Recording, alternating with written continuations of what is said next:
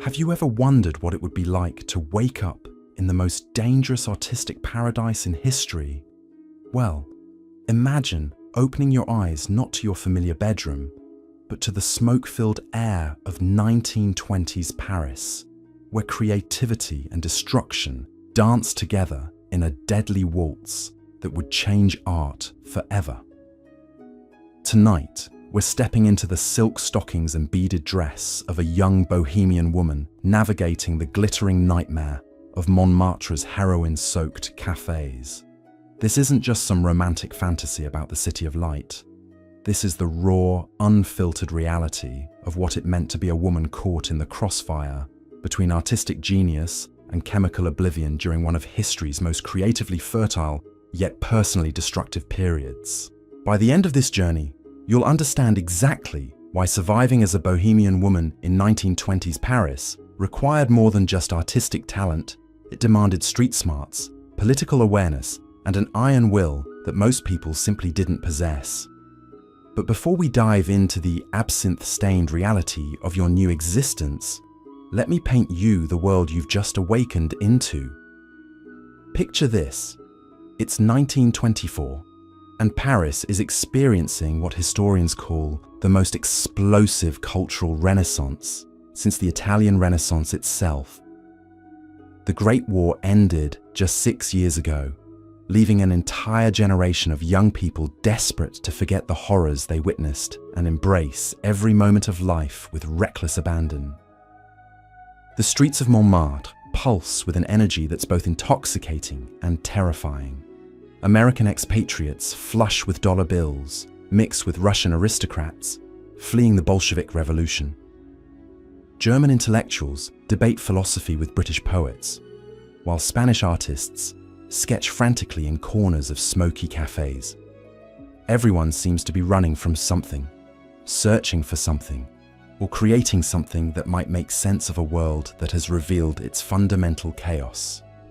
You've awakened in a small garret apartment above Café de la Paix, one of dozens of establishments where art, politics, and narcotics blend into an intoxicating cocktail that promises transcendence but often delivers destruction. The morning light filtering through your grimy window reveals paintings stacked against walls, empty wine bottles scattered across the floor, and the lingering scent of opium and cigarettes that never quite leaves these bohemian quarters. Your reflection in the cracked mirror shows a young woman in her early 20s, dressed in the flowing fabrics and bold jewelry that mark you as part of the artistic underground. But don't let the romantic image fool you. Being a woman in this world means navigating dangers that your male counterparts never face, while fighting for recognition in artistic circles that view female creativity with suspicion and condescension. The clothes you're wearing tell a story of rebellion against everything your parents' generation held sacred. Your hair is bobbed short in defiance of traditional feminine ideals. Your dress barely reaches your knees, scandalizing conservative society, but marking you as someone who refuses to be confined by conventional expectations. The kohl around your eyes and the red paint on your lips announce to the world that you're not just a spectator in this cultural revolution. You're an active participant, willing to pay whatever price artistic authenticity demands. But here's what the romantic histories don't tell you about being a Bohemian woman in 1920s Paris. Your artistic ambitions exist in constant tension with the reality that women, no matter how talented, are still viewed primarily through the lens of their relationships with men. The same society that celebrates artistic rebellion still expects women to find their ultimate fulfillment through marriage and motherhood. You're walking a tightrope between creative independence and social acceptability that could snap at any moment. The financial reality of your situation is even more precarious than your social standing. While wealthy American and British expatriates can afford to play at bohemian poverty, you're experiencing the real thing. Your income depends on selling paintings to tourists, modeling for other artists, or finding patrons willing to support your work in exchange for companionship that may or may not remain purely artistic. Every decision about where to live, what to eat, and how to spend your time is filtered through the constant pressure of economic survival. Heroin that's flooding into Paris through networks of dealers who understand exactly how to exploit artistic communities isn't just another recreational drug. It's becoming the currency of creativity itself, the secret ingredient that separates authentic artists from mere pretenders. The peer pressure to experiment with mind-altering substances isn't just social, it's professional. Artists who refuse to explore altered consciousness are viewed as conservative, unimaginative, and ultimately irrelevant to the cutting-edge movements reshaping European culture. Your typical day begins around noon because the artistic community operates on schedules that would horrify conventional society. Mornings are for recovering from the previous night's adventures in consciousness, exploration, and creative collaboration. You might wake up in your own bed, or you might find yourself on a couch in someone else's studio, surrounded by paintings you don't remember seeing before and people whose names you can't quite recall. The first challenge of each day is assessing your physical and mental state after whatever combination of absinthe, opium, and experimental drugs helped fuel the previous evening's artistic endeavors. Your body has become accustomed to functioning on substances that would incapacitate someone from the conventional world. But you're constantly walking the line between enhancement and incapacitation. Too little chemical assistance in your work lacks the visionary quality that collectors expect. Too much, and you can't function well enough to create anything at all. Your breakfast, when you can afford it, happens at one of the cafes that serve as unofficial headquarters for different artistic factions and political movements. These establishments aren't just places to eat and drink. They're centers of intelligence gathering where you learn which galleries are showing new work, which patrons are looking for artists to support, and which creative collaborations might offer opportunities for advancement or disaster. The conversations flowing around you reveal the complex web of relationships that determine success or failure in the Bohemian world. That seemingly innocent discussion about color theory between two painters is actually a negotiation about who gets access to a wealthy American collector.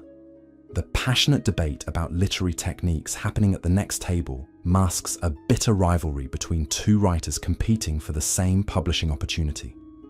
The philosophical arguments about the nature of consciousness are often covers for more practical discussions about drug sources, prices, and quality. Your own artistic work reflects the strange combination of inspiration and desperation that characterizes Bohemian life. When the drugs and circumstances align perfectly, you create paintings that capture emotions and experiences that conventional art cannot express. These pieces possess an intensity and authenticity that makes viewers feel like they're glimpsing something profound about human nature and the creative process. But for every transcendent work you produce, there are dozens of failed experiments, incomplete projects, and pieces that seem brilliant under the influence, but reveal themselves as incoherent messes in the harsh light of sobriety. The business side of being an artist in this environment requires skills that art schools never teach. You need to understand the complex psychology of potential buyers, most of whom are seeking experiences and social connections, rather than simply acquiring beautiful objects. Selling a painting often means selling access to the Bohemian lifestyle, providing wealthy clients with stories they can tell about their encounters with authentic artistic genius and cultural rebellion. Your studio, if you're fortunate enough to have one, serves multiple functions that would shock conventional society. It's your workspace, your living space, your social center, and often your pharmacy. The same room where you create your most personal artistic expressions also hosts gatherings where drugs are shared, political conspiracies are discussed, and sexual relationships are negotiated with a casualness that would scandalize the bourgeois world you've rejected. The constant presence of mind-altering substances creates an atmosphere where the boundaries between creativity, sexuality, and commerce become increasingly blurred. Relationships that begin as artistic collaborations evolve into romantic entanglements that transform into financial arrangements that circle back to creative partnerships. The same person might be your lover, your drug supplier, your artistic mentor, and your economic lifeline, creating dependencies that are simultaneously liberating and imprisoning. Your evening routine revolves around the café society that gives Montmartre its reputation as the center of European Bohemian culture. These aren't casual social gatherings, but carefully orchestrated performances where every participant is simultaneously audience and actor. Your choice of clothes, your selection of companions, and your participation in conversations are all strategic decisions that can advance or destroy your reputation within the artistic community. The drugs that flow through these evening gatherings aren't just recreational indulgences, but tools for artistic exploration and social bonding. Sharing opium or experimenting with new chemical combinations creates intimacies and shared experiences that bind people together in ways that conventional friendships cannot match. But these chemical bonds are also fragile and unpredictable, capable of transforming trusted friends into dangerous enemies when circumstances change or supplies become scarce. Your survival in this world depends on developing an almost supernatural ability to read people, situations, and social dynamics with accuracy that can mean the difference between opportunity and catastrophe. The same charming intellectual who offers to introduce you to influential collectors might be planning to exploit your work for his own benefit. The generous patron who provides financial support might expect forms of gratitude that compromise your artistic independence. The fellow artist who shares drugs and intimate conversations might be gathering information to use against you in future competitive situations. But despite all these dangers and complexities, there's something about this life that makes conventional existence seem colorless and meaningless by comparison. The intensity of experience, the constant possibility of breakthrough discoveries, and the sense of participating in historical transformation create an addiction that's more powerful than any chemical substance. You're not just living your life, but actively creating culture that will influence generations of future artists and thinkers. The question that haunts your quieter moments is whether this lifestyle is sustainable, or if you're slowly consuming yourself in service of artistic authenticity that might ultimately prove to be an elaborate form of self-destruction.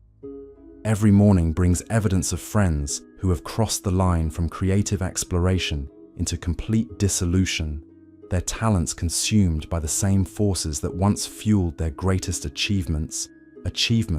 The reality you're now living reveals itself most starkly during those pre-dawn hours when the chemical fog lifts and you're left alone with the consequences of your choices.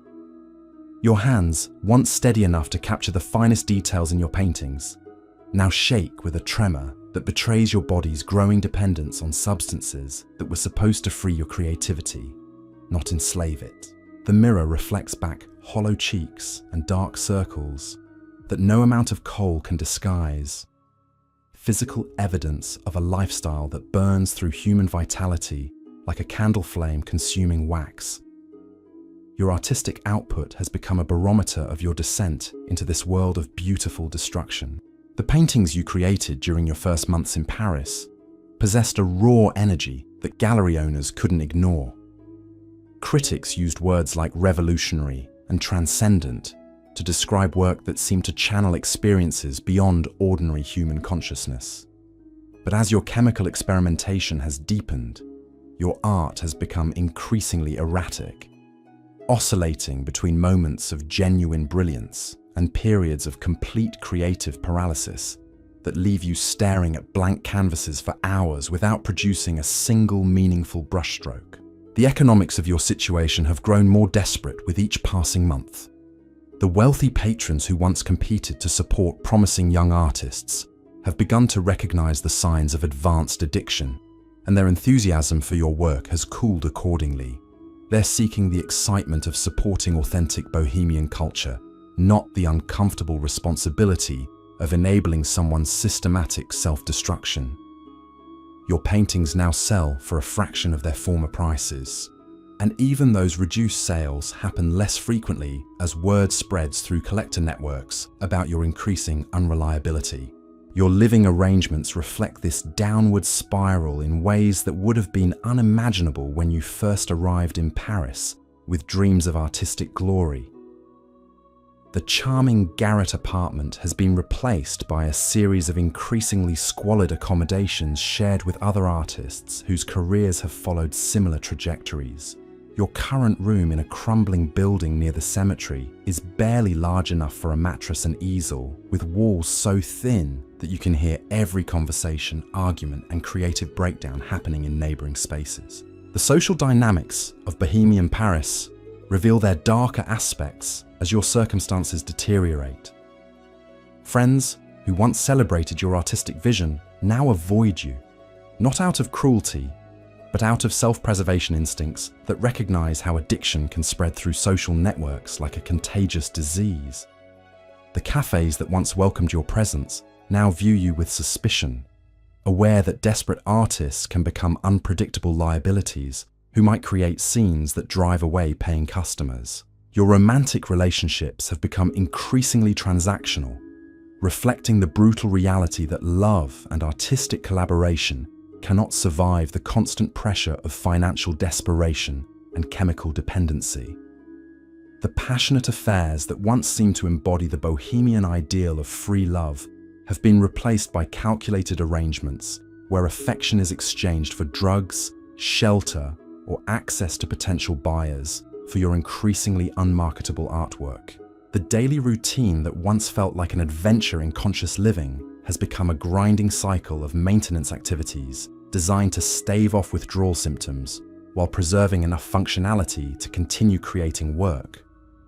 You've learned to time your chemical intake with precision, using just enough heroin to prevent the shaking and nausea that would make painting impossible, but not so much that you lose the manual dexterity required for detailed artistic work.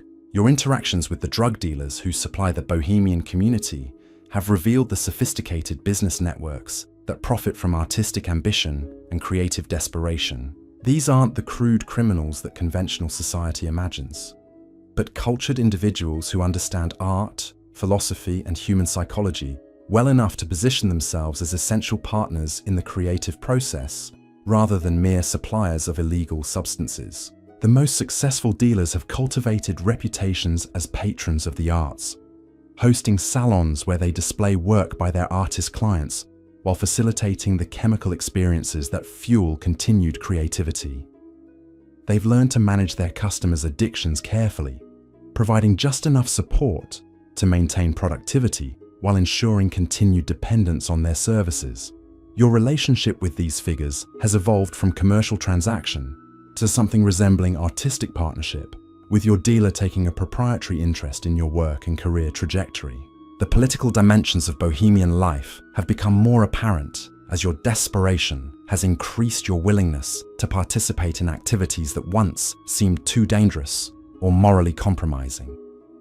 The same cafes that host artistic discussions also serve as meeting places for anarchists, communists, and other radical groups whose revolutionary rhetoric provides intellectual justification for the lifestyle choices that are systematically destroying your health and career prospects. Your participation in these political movements isn't driven by genuine ideological conviction, but by practical considerations related to survival in an increasingly hostile environment. Revolutionary organizations provide community, purpose, and sometimes financial support for artists whose conventional career prospects have been eliminated by addiction and social marginalization. The same qualities that make you unsuitable for bourgeois employment. Your rejection of conventional morality and your willingness to embrace extreme experiences make you valuable to groups seeking to overthrow established social order. The intelligence networks that operate within bohemian circles have begun to take notice of your activities, creating new layers of danger that extend far beyond the personal risks associated with drug addiction. Your participation in radical political discussions combined with your access to information about wealthy patrons and foreign expatriates, has made you a person of interest to police officials who are increasingly concerned about the intersection of artistic culture and political subversion. Your artistic vision has become simultaneously more profound and more unstable as the chemical alterations to your consciousness have intensified. The paintings you create during periods of deep intoxication possess qualities that sober observers find impossible to dismiss as mere drug-induced hallucinations. These works seem to access levels of emotional truth and visual innovation that conventional artistic training cannot achieve, suggesting that your chemical experimentation has unlocked genuine insights into human consciousness and creative expression. But these moments of transcendent artistic achievement come at increasingly terrible costs to your physical and mental stability. The periods between successful creative sessions have become longer and more torturous, filled with anxiety, depression, and creative paralysis that make you question whether your artistic gifts are worth the price you're paying to access them. You've begun to suspect that the substances that once enhanced your creativity are now preventing you from achieving the artistic heights you reached before chemical dependency took control of your life. The question of whether you can survive this lifestyle long enough to fulfill your artistic potential has become the central tension defining your existence. Every day brings evidence of talented individuals whose stories serve as cautionary tales about the ultimate consequences of pursuing artistic authenticity through chemical enhancement. Some have died from overdoses, others have been committed to asylums, and a few have simply disappeared from the artistic community entirely. Their fates unknown, but probably tragic. Your awareness of these cautionary examples hasn't provided you with the motivation necessary to change course, because the alternative, returning to conventional society and abandoning your artistic ambitions, seems like a form of death that's even more terrifying than the physical risks associated with continued drug use. The Bohemian lifestyle has become your entire identity, and losing it would mean losing everything that makes you feel like a significant human being, rather than just another anonymous individual struggling to survive in an indifferent world. The dawn is breaking over Montmartre once again, and you're faced with the same impossible choices that have defined every day since you awakened into this world of beautiful destruction. The heroine that promised to unlock your creative potential has become the prison that may ultimately consume everything you hoped to achieve. But somewhere in the chemical haze and artistic desperation, there's still a spark of the vision that brought you to Paris in the first place, waiting to discover whether genius and self-destruction are truly inseparable, or if there might still be a path toward creative fulfillment that doesn't require sacrificing your humanity in the process. The weight of this realization settles over you, like the heavy velvet curtains that separate your world from the daylight reality beyond these walls. You've become a case study in the very phenomenon you once observed with detached fascination, watching other artists spiral into dependency while believing your own superior intelligence and artistic vision would protect you from similar fate. The irony tastes bitter as yesterday's absinthe, mixed with the metallic flavor of blood from lips you've bitten too hard during withdrawal tremors. Your morning ritual has evolved into a complex choreography of damage control and preparation for another day of walking the razor's edge between functional creativity and complete collapse. The face staring back from your cracked mirror belongs to someone you're not sure you recognize anymore. The bold confidence that once defined your features has been replaced by a haunted quality that speaks of experiences no amount of artistic training could have prepared you for. The letters from home, when they arrive, serve as painful reminders of the life you abandoned in pursuit of artistic authenticity. Your family's concerned inquiries about your health and happiness reveal how completely you've severed connections with anyone who might provide alternatives to this increasingly destructive path. Their offers of financial support and pleas for you to return home represent safety nets you've burned in service of maintaining credibility within artistic circles that now view you with mixture of pity and professional concern. Your fellow artists have begun to treat you with the careful distance reserved for someone whose trajectory serves as uncomfortable reminder of their own potential fate. The conversations that once flowed freely about technique, inspiration, and artistic philosophy now carry undercurrents of judgment and self-preservation. Nobody wants to be associated too closely with someone whose decline might reflect poorly on their own artistic integrity or professional prospects. The gallery owners who once competed for your work have developed sophisticated systems for identifying artists whose addiction has progressed beyond the point where their investment might yield profitable returns. They've learned to recognize the telltale signs, the slight tremor in handwriting when signing contracts, the increasingly erratic quality of work that swings between brilliance and incomprehensible chaos, the growing desperation that makes artists willing to accept any terms rather than face the possibility of no sale at all. Your creative process has become hostage to chemical availability and timing in ways that would have horrified your former self. The spontaneous inspiration that once struck at any hour now requires careful orchestration of substances, setting, and mental preparation that transforms art making from natural expression into elaborate ritual. You've learned to recognize the narrow window of optimal intoxication, where your hand remains steady enough for detailed work, while your consciousness has been altered enough to access the visionary states that produce your most compelling pieces. The collectors who still purchase your work have become connoisseurs of artistic desperation, drawn to paintings that capture authentic experiences of suffering and transcendence that more stable artists cannot access or convincingly simulate.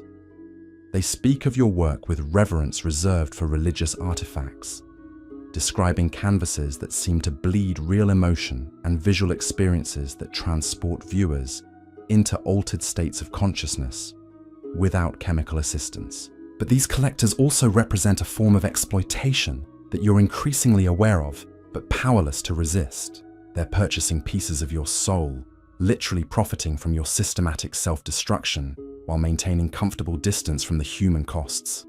Their patronage enables your paintings have become commodified suffering, transformed into luxury goods that allow wealthy individuals to experience the romance of artistic torment without accepting any responsibility for the conditions that produce such work. The underground economy that sustains Bohemian Paris has revealed its true nature as your circumstances have become more desperate. What once appeared to be a community of artists supporting each other through shared resources and mutual aid has proven to be a complex web of dependencies and power relationships that mirror the conventional society you thought you were rejecting. The same hierarchies exist here, simply disguised by artistic rhetoric and chemical camaraderie that makes exploitation feel like friendship. Your survival strategies have become increasingly sophisticated and morally ambiguous as conventional sources of income have disappeared. You've learned to navigate the grey areas between artistic collaboration and prostitution, intellectual partnership and emotional manipulation, cultural rebellion and criminal activity. Each compromise feels like necessary adaptation to circumstances beyond your control, but the cumulative effect has been transformation of someone who once possessed clear moral boundaries into a person willing to consider almost any arrangement that might provide temporary relief from constant financial and physical pressure. The medical realities of your situation have become impossible to ignore as your body begins to rebel against treatment. It was never designed to endure. The romantic notion of artistic suffering has been replaced by grinding awareness of how chemical dependency systematically destroys human physiology in ways that no amount of creative achievement can justify or compensate for. Your hands, once your most valuable tools, now shake uncontrollably during withdrawal periods that make detailed artistic work impossible. Your teeth have begun to loosen and discolor, Your skin has developed unhealthy pallor that no amount of cosmetics can disguise. And your digestive system has become so compromised that maintaining adequate nutrition requires constant attention and resources you can rarely afford. The bohemian lifestyle that once seemed to offer unlimited freedom has revealed itself as a form of imprisonment more complete than any conventional social constraint you originally sought to escape. The intellectual stimulation that initially drew you to these circles has been replaced by conversations that circle endlessly around topics of supply, quality, and access to substances that have become more important than any artistic or philosophical concern.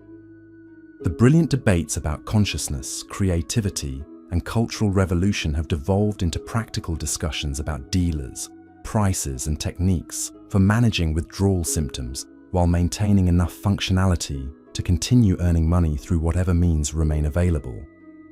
Your romantic relationships have become casualties of this transformation, unable to survive the constant pressure of addiction that makes genuine intimacy impossible. Love requires vulnerability and emotional availability that chemical dependency systematically destroys, replacing authentic connection with transactions based on mutual need for drugs, money, or temporary relief from isolation that addiction inevitably creates.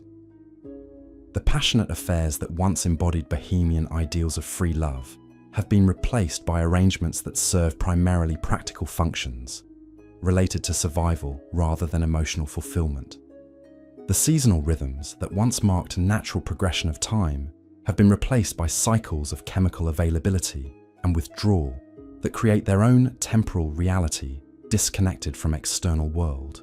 Your calendar is marked not by holidays or artistic deadlines, but by patterns of supply and demand that determine when you can work, when you must rest, and when you're forced to spend precious resources on substances rather than food, shelter, or art supplies. The philosophical questions that once seemed so important about the nature of consciousness, the purpose of art, and the meaning of authentic existence have been reduced to more immediate concerns about physical survival and maintaining just enough functionality to continue participating in artistic community that represents your only remaining source of identity and purpose. The grand theories about creativity and chemical enhancement have been replaced by practical knowledge about managing addiction while preserving whatever fragments of talent remain accessible. Your studio space has become shrine to this transformation, filled with evidence of both your artistic achievements and your systematic decline. Brilliant paintings hang next to incomplete works abandoned when withdrawal symptoms made continued effort impossible. Art supplies purchased during periods of relative prosperity sit unused beside makeshift drug preparation equipment that has become as essential as brushes and paints for your daily routine.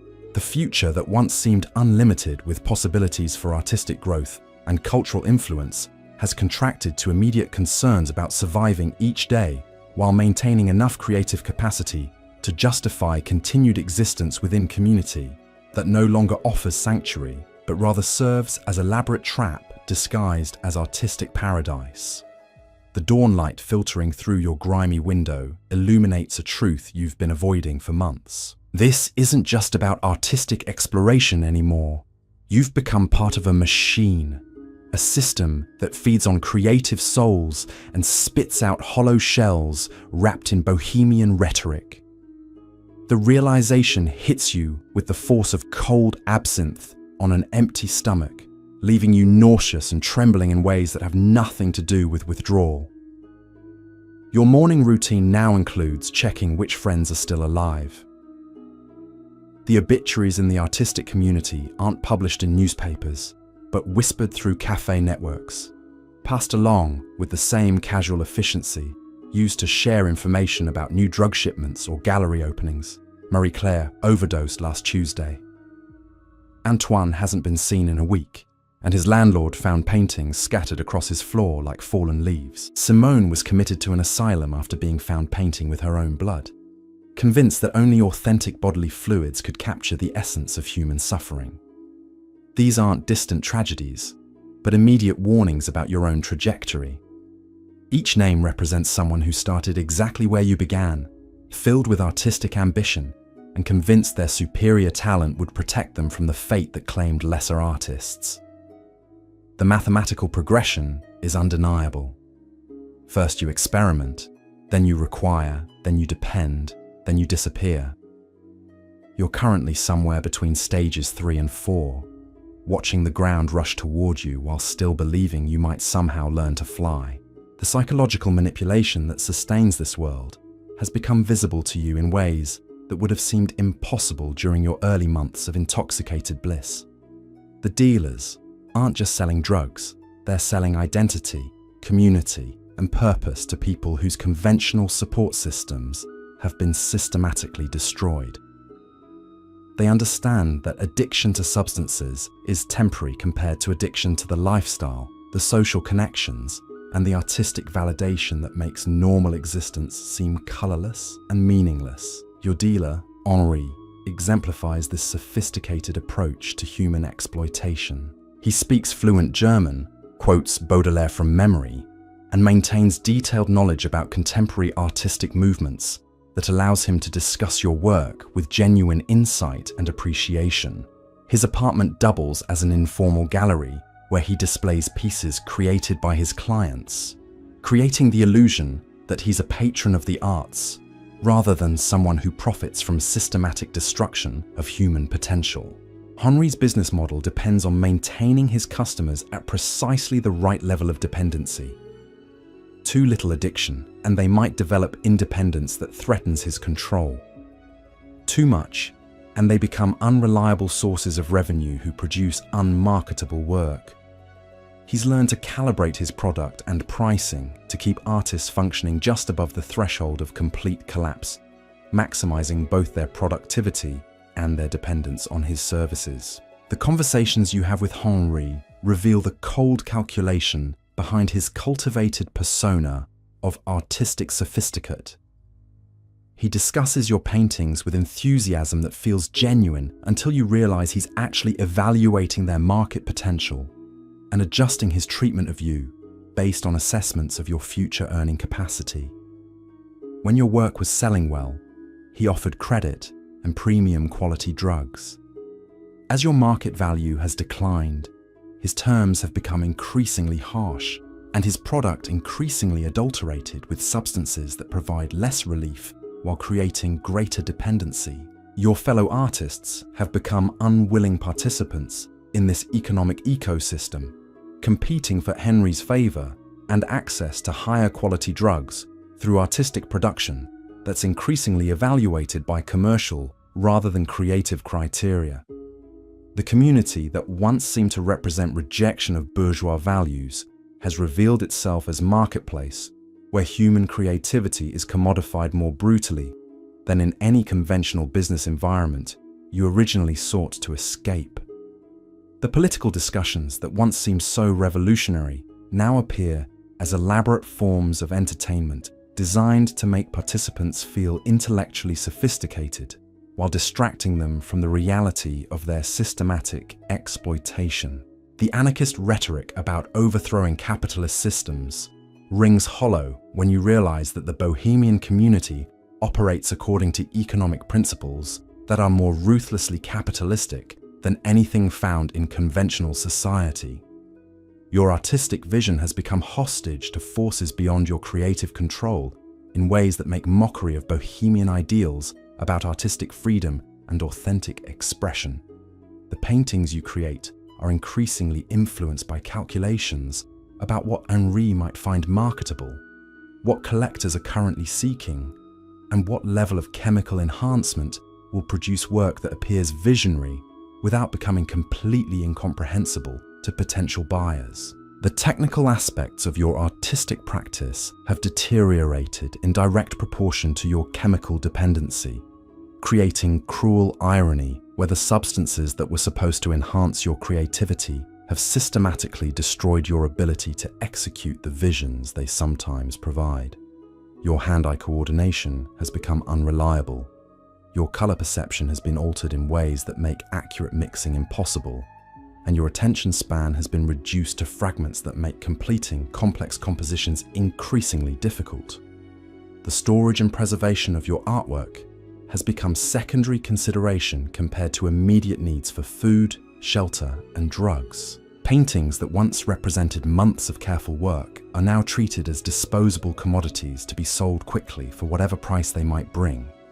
You've watched pieces you created during periods of genuine inspiration disappear into collections, where they'll be appreciated primarily as curiosities representing authentic Bohemian experience rather than serious artistic achievements. Your relationship with your own creative output has become increasingly dissociated, as economic desperation forces you to produce work primarily for survival, rather than artistic expression. The paintings you create now feel like products manufactured to meet market demand, rather than authentic expressions of your inner vision or emotional experience. The joy that once accompanied successful completion of challenging pieces has been replaced by relief that you've created something potentially saleable before withdrawal symptoms make continued work impossible. The physical spaces where you create art have become contaminated by activities and associations that make genuine creative focus increasingly difficult to achieve. Your studio serves simultaneously as living space, drug preparation area, meeting place for desperate transactions, and workspace for artistic creation. The atmosphere has become so charged with anxiety, desperation, and chemical residue that achieving the mental clarity necessary for inspired work requires chemical assistance that ultimately undermines the very clarity it temporarily provides. Your tools and materials reflect the same degradation that characterizes every other aspect of your Bohemian existence. Brushes that once received careful cleaning and maintenance are now used until they become unusable, then discarded in favor of whatever implements might be immediately available. Paints are stretched with whatever substances might extend their volume, regardless of how such adulterants might affect color quality or permanence. Canvas and paper are selected based on cost rather than suitability for the artistic techniques you're attempting to employ. The lighting in your workspace has become inadequate for accurate color assessment, forcing you to make artistic decisions based on approximations that may prove disastrously wrong when your work is viewed under proper illumination. The lack of proper ventilation means you're constantly breathing fumes from paints, solvents, and chemical substances that compound the health problems already created by your drug use. Your workspace has become actively hostile to the creative process it's supposed to support. The social dynamics surrounding your artistic practice have been poisoned by the constant presence of financial desperation that makes every interaction potentially transactional. Fellow artists view your work through the lens of competition for limited resources rather than appreciation for creative achievement. Collectors approach your paintings as investments in authentic Bohemian experience rather than support for artistic development. Even casual observers seem to be evaluating your work primarily for evidence of the dramatic lifestyle that produced it. Your artistic education, such as it was, provided no preparation for navigating the business aspects of surviving as an artist in an environment where conventional career development strategies are not only useless, but actively counterproductive. The Bohemian rejection of bourgeois values extends to rejection of practical skills that might enable sustainable artistic careers. You've been encouraged to view commercial success with suspicion while simultaneously depending on sales to survive, creating impossible double bind that makes failure almost inevitable. The seasonal patterns that once provided natural rhythm for creative work have been disrupted by lifestyle that operates according to artificial schedules, determined by drug availability and withdrawal cycles, rather than natural energy patterns or inspiration. Your most productive creative periods now occur during narrow windows when chemical enhancement provides temporary clarity without completely undermining manual dexterity or cognitive function. Your artistic influences have become increasingly limited to work produced within the Bohemian community, creating insular aesthetic that reflects shared chemical experiences rather than broader cultural engagement or technical development. The isolation from mainstream artistic education and exhibition opportunities means your work is developing according to criteria that may have little relevance to lasting artistic achievement or historical significance.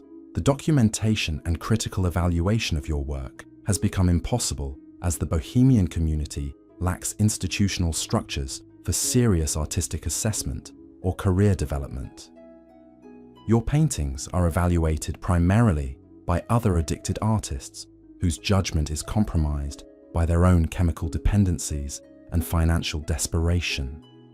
The absence of objective critical feedback makes it impossible to distinguish between genuine artistic development and self-deception, encouraged by chemical enhancement and social validation from equally compromised peers. Your artistic legacy, assuming you survive long enough to create one, will be inseparable from the circumstances that produced it, making it impossible for future viewers to evaluate your creative achievements independently of their fascination with or revulsion toward the lifestyle that enabled their creation.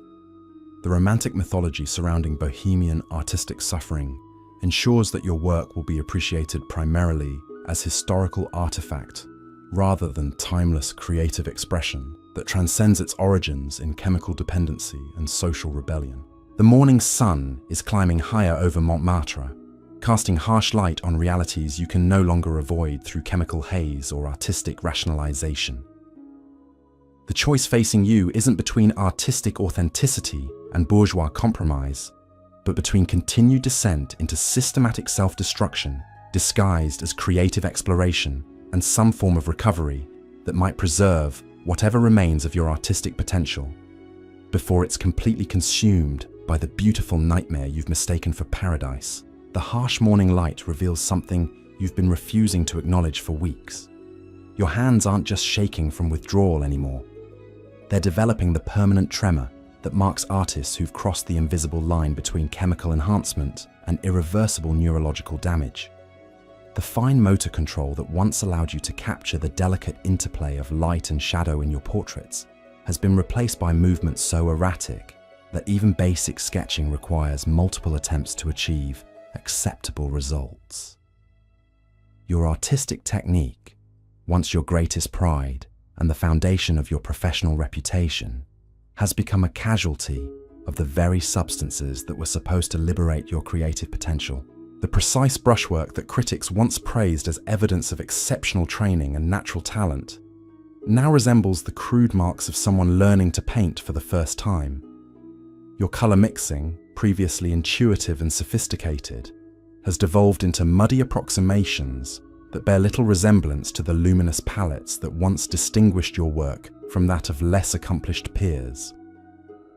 The intellectual clarity that initially drew you to discussions about consciousness and creativity has been replaced by cognitive fog that makes sustained concentration nearly impossible.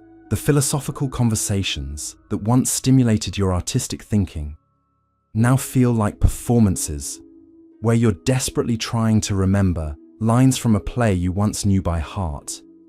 Your contributions to artistic debates have become repetitive and shallow, recycling half-remembered insights from periods when your mind was sharper and your observations more original.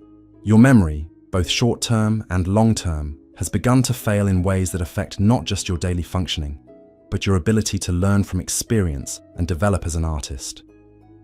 Techniques you spent years mastering now feel foreign and uncertain. Color relationships that once seemed obvious require conscious effort to identify. The visual vocabulary that allowed you to translate complex emotions into painted form has been systematically eroded by chemical alterations to the neural pathways that supported your artistic intelligence. The artistic community's response to your deterioration follows predictable patterns that you've witnessed in the decline of other talented individuals who preceded you down this path. Initial expressions of concern give way to uncomfortable distance as your problems become too obvious to ignore or romanticize. Fellow artists begin to avoid collaborative projects that might be compromised by your unreliability. Gallery owners stop returning your calls.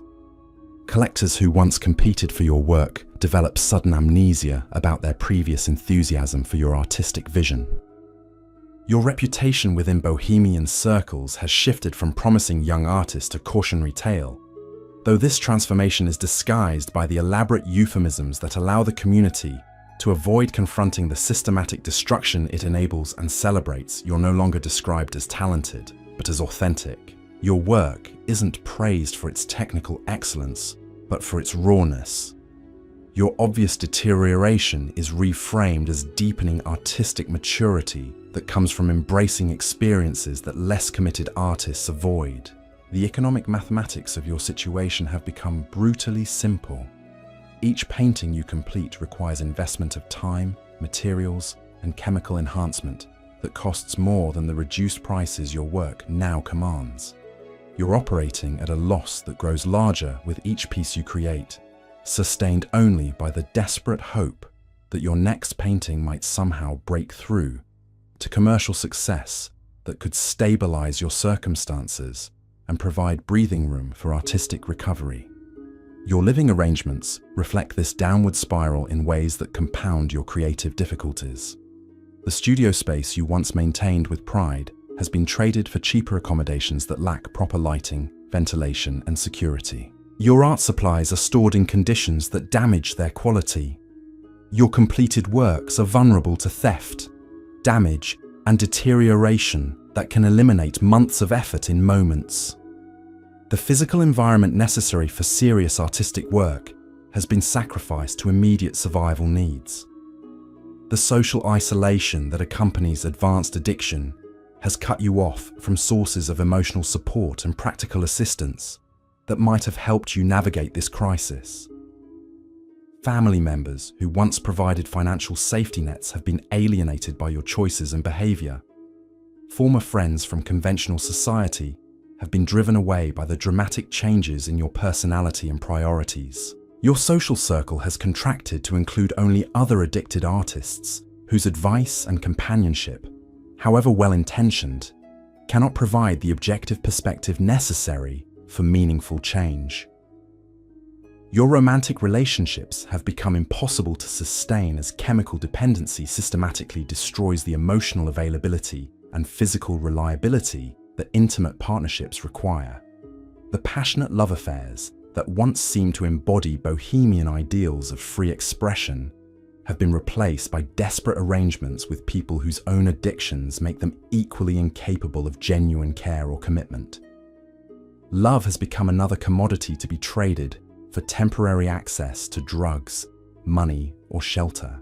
The daily routine that once felt like adventurous exploration of consciousness has become mechanical repetition of activities designed solely to prevent withdrawal symptoms and maintain minimal functionality. Your mornings are spent assessing damage from the previous night and calculating how much chemical assistance you'll need to get through another day. Your afternoons are devoted to desperate attempts to create saleable work before your hands become too unsteady to control a brush. Your evenings are consumed by the complex negotiations required to secure drugs for the following day's survival. The artistic vision that brought you to Paris has been gradually replaced by practical concerns about maintaining enough stability to continue participating in a lifestyle that no longer offers creative fulfillment but has become your only source of identity and social connection. Your paintings now serve primarily as evidence that you're still functioning rather than expressions of genuine artistic insight or emotional truth. The gap between what you once hoped to achieve and what you're actually creating has become so vast that acknowledging it threatens the psychological defenses that make continued existence bearable. Your physical health has deteriorated to the point where ignoring medical reality requires conscious effort and elaborate self-deception. Your weight has dropped below levels that can sustain normal physiological function. Your skin has developed the grayish pallor that marks advanced malnutrition and systemic toxicity. Your teeth are loosening, and your hair is falling out in quantities that cannot be attributed to artistic stress or bohemian lifestyle choices. Your body is sending unmistakable signals that the chemical experiments you've been conducting are approaching fatal conclusions. The medical care available to you consists primarily of other addicted artists sharing folk remedies and dangerous advice based on their own desperate attempts to manage similar health crises. professional medical treatment remains financially impossible and culturally suspect within a community that views conventional healthcare as evidence of bourgeois weakness and failure to embrace the authentic suffering that produces great art. The romantic notion of the tortured artist has become literal torture that serves no creative purpose. Your artistic materials have become makeshift and unreliable, as financial desperation forces you to substitute cheaper alternatives that produce unpredictable results. The paints you mix yourself using whatever pigments you can afford create colors that fade, separate, or change in ways that make your finished works unstable and potentially worthless over time. Your canvases are often recycled from previous paintings or constructed from materials never intended for artistic use. The technical foundation necessary for creating works that might survive long enough to establish lasting artistic reputation has been systematically undermined by economic necessity. The storage and preservation of completed works has become impossible, as your living situations become increasingly temporary and chaotic. Paintings that represent weeks of effort are damaged by improper storage, lost during frequent moves, or stolen by desperate neighbors who recognize their potential value. Your artistic output is being destroyed almost as quickly as you can create it, ensuring that even if you somehow achieve artistic breakthrough, the physical evidence might not survive to establish your reputation or provide financial stability. Your artistic development has stagnated as chemical dependency prevents the sustained effort and clear judgment necessary for technical growth or conceptual evolution. The skills that continue to improve in healthy artists through practice and experimentation have begun to atrophy in ways that may be irreversible. Your artistic education, such as it was, provided foundation for continued learning that has been systematically undermined by lifestyle choices that prevent the kind of focused study and disciplined practice that artistic mastery requires. The criticism and feedback that might help you identify problems and develop solutions comes primarily from other compromised artists whose judgment is equally affected by chemical dependency and financial desperation. The objective evaluation necessary for artistic growth is impossible within a community where everyone's survival depends on maintaining elaborate fictions about the benefits of systematic self-destruction disguised as creative exploration. Honest assessment of artistic quality becomes emotionally dangerous when it threatens the rationalizations that make continued existence psychologically bearable. Your artistic influences have become increasingly narrow and self-referential as isolation from mainstream cultural developments limits your exposure to new ideas and techniques. The broader artistic conversations happening in galleries, museums, and academic institutions remain inaccessible to someone whose lifestyle has placed them outside respectable artistic society.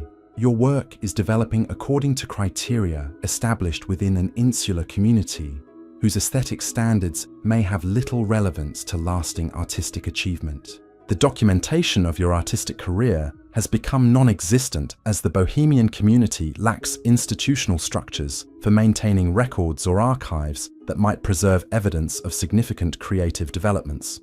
Your paintings disappear into private collections or underground markets where they cannot contribute to scholarly understanding of artistic movements or individual creative evolution. Your potential contribution to art history is being systematically erased by the same lifestyle that was supposed to liberate your creative potential. The morning shadows are growing shorter, and you realize that another day of difficult choices lies ahead. The substances that once promised to unlock unlimited creative potential have become prison bars that grow stronger with each passing day. The artistic community that seemed to offer sanctuary from conventional society has revealed itself as an elaborate trap that profits from the systematic destruction of the very creativity it claims to celebrate. Your reflection in the cracked mirror shows someone caught between two impossible alternatives. Continuing down this path leads to certain destruction, but the prospect of abandoning everything that has given your life meaning feels like a different kind of death. The Bohemian paradise has become a beautiful nightmare from which awakening might be more terrifying than remaining asleep. The choice that faces you isn't between success and failure, but between different forms of surrender to forces that were always more powerful than your individual will or artistic talent. The chemical haze that once seemed to reveal profound truths about consciousness and creativity now obscures the simple reality that survival requires acknowledging the difference between authentic artistic exploration and elaborate self-deception designed to justify systematic self-destruction. The morning light streaming through your grimy window illuminates not just the squalor of your immediate circumstances, but the brutal mathematics of a lifestyle that consumes more human potential than it creates, leaving behind romantic mythology built on the corpses of talents that might have flourished under different circumstances. The question that haunts this moment of unwelcome clarity isn't whether you can continue living this way, because the evidence suggests that you cannot. The question is whether enough of your original artistic vision and human dignity remains intact to attempt the almost impossible task of rebuilding a life that might still have room for creative expression that serves purposes beyond mere survival in a world that has revealed its fundamental indifference to individual human potential. The weight of this realization settles into your bones like the winter cold that seeps through the cracked walls of your garret. You've become a living experiment in the limits of human endurance, a test case for how much punishment the creative spirit can absorb before it breaks completely. The romantic notions about artistic suffering that once seemed so profound now taste like ashes in your mouth. Bitter reminders of how easily noble ideals can be twisted into justifications for systematic self-harm. Your morning routine has evolved into a complex ritual of assessment and preparation that would be comical if it weren't so desperate. You check your pulse, test your hand steadiness, evaluate your mental clarity, and calculate how much chemical assistance you'll need to function at even the most basic level. The mirror reflects back someone who has aged years in months, whose eyes hold knowledge that no art school could have taught, and no amount of success could justify acquiring. The technical aspects of your artistic practice have become exercises in adaptation and compensation rather than creative expression. You've learned to paint around your tremors, to work in shorter sessions before exhaustion overwhelms you, and to simplify compositions that once showcased your technical virtuosity. Your paintings now bear the unmistakable marks of compromise, created by someone working within constraints imposed not by artistic vision, but by physical and mental deterioration. The gallery system that once seemed so important to your career ambitions has revealed itself as just another marketplace where human suffering is commodified and sold to collectors who prefer their art to come with authentic stories of destruction. The paintings you created during your healthiest periods are now valued less than the works you produce in obvious distress, because buyers have learned to associate artistic quality with personal catastrophe in ways that make recovery financially counterproductive. Your correspondence with the outside world has dwindled to nothing, as the gap between your current reality and the expectations of normal society has become impossible to bridge. The letters from home remain unopened because you lack the emotional strength to confront the concern and disappointment they contain. Your family's love, once a source of comfort and security, has become another form of pressure that you're too fragile to bear. The seasonal changes that once marked natural rhythms of inspiration and rest have been replaced by cycles of supply and demand that operate according to logic completely divorced from human need or creative development. Your most productive periods now coincide with times when drugs are readily available and relatively pure, while your fallow periods correspond to shortages that leave you too sick to work regardless of inspiration or artistic vision. Your artistic education, such as it was, provided no preparation for the business of surviving as a professional victim of your own choices. The Bohemian community encourages artistic authenticity, but offers no practical guidance for maintaining the physical and mental health that authentic creativity requires. You've been trained to view commercial considerations with suspicion, while simultaneously depending on sales for survival. creating impossible contradictions that make failure almost inevitable. The storage and preservation of your work has become a constant source of anxiety as your living situations grow increasingly unstable and temporary. Paintings that represent weeks of effort are vulnerable to damage, theft, or loss during the frequent moves that characterize life at the bottom of the Bohemian hierarchy. Your artistic legacy is being destroyed almost as quickly as you can create it, ensuring that even breakthrough works might not survive to establish lasting reputation. Your relationships with other artists have become increasingly transactional as everyone struggles with similar problems and has fewer resources to share.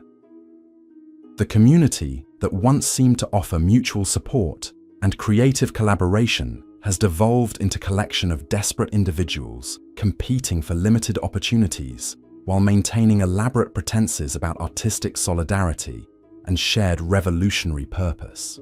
The philosophical discussions that once stimulated your thinking have become repetitive cycles of rationalization designed to make participants feel intellectually sophisticated while avoiding practical questions about sustainability and consequences. The same conversations about consciousness and creativity repeat endlessly because nobody wants to acknowledge that the lifestyle producing these insights is systematically destroying the minds capable of developing them further. Your daily schedule has contracted to essential activities required for bare survival, leaving little time or energy for the sustained effort that serious artistic development requires. The hours once devoted to experimentation, study, and practice have been consumed by the complex logistics of maintaining chemical dependency while preserving enough functionality to generate income through whatever means remain available. The physical spaces where you create art have become contaminated by activities and associations that make focused creative work increasingly difficult. Your studio doubles as living space, drug preparation area, meeting place for desperate transactions, and workspace for artistic creation. The atmosphere is so charged with anxiety and chemical residue that achieving mental clarity requires substances that ultimately undermine the very clarity they temporarily provide.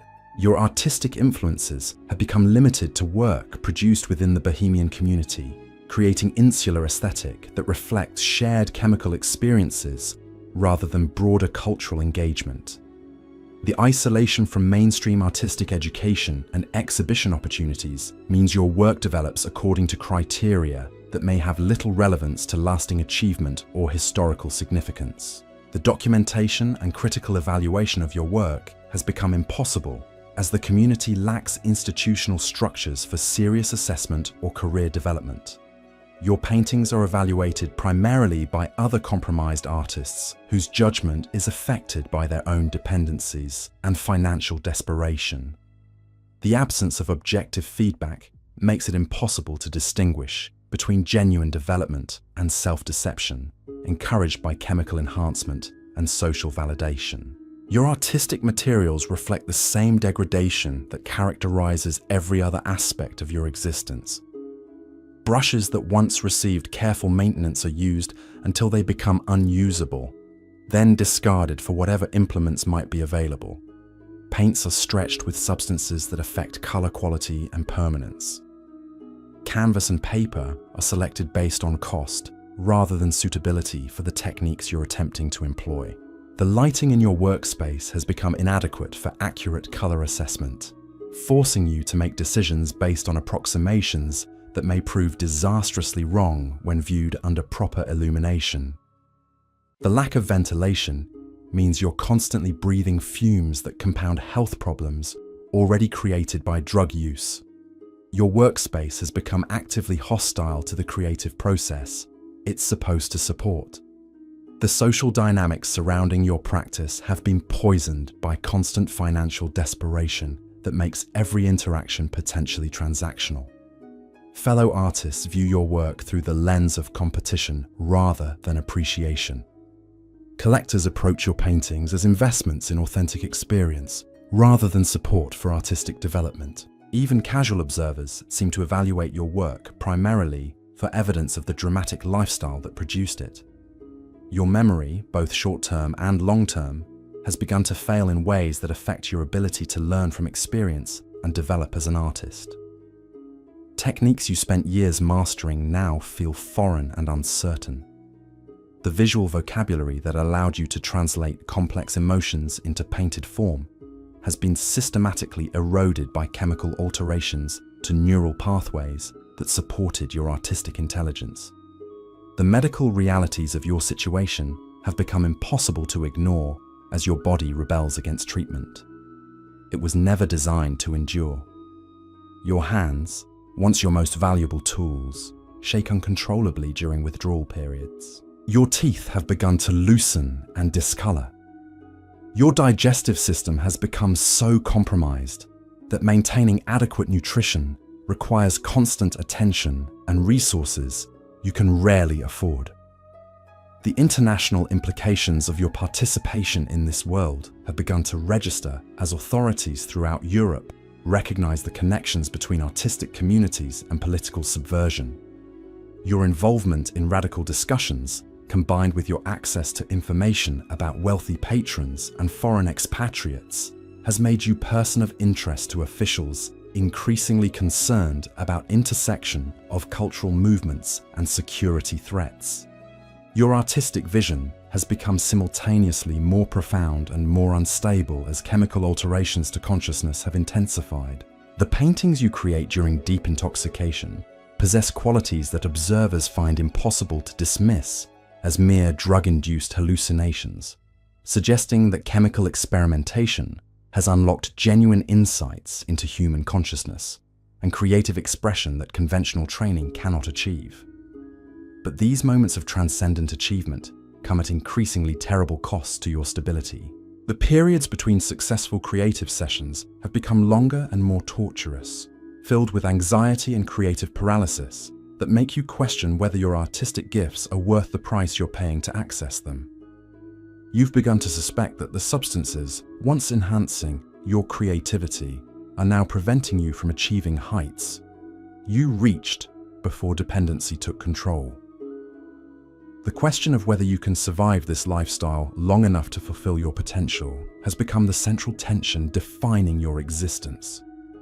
Every day brings evidence of talented individuals whose stories serve as cautionary tales about ultimate consequences of pursuing authenticity through chemical enhancement. Some have died from overdoses, others have been committed to asylums, and a few have simply disappeared from the community entirely, their fates unknown but probably tragic.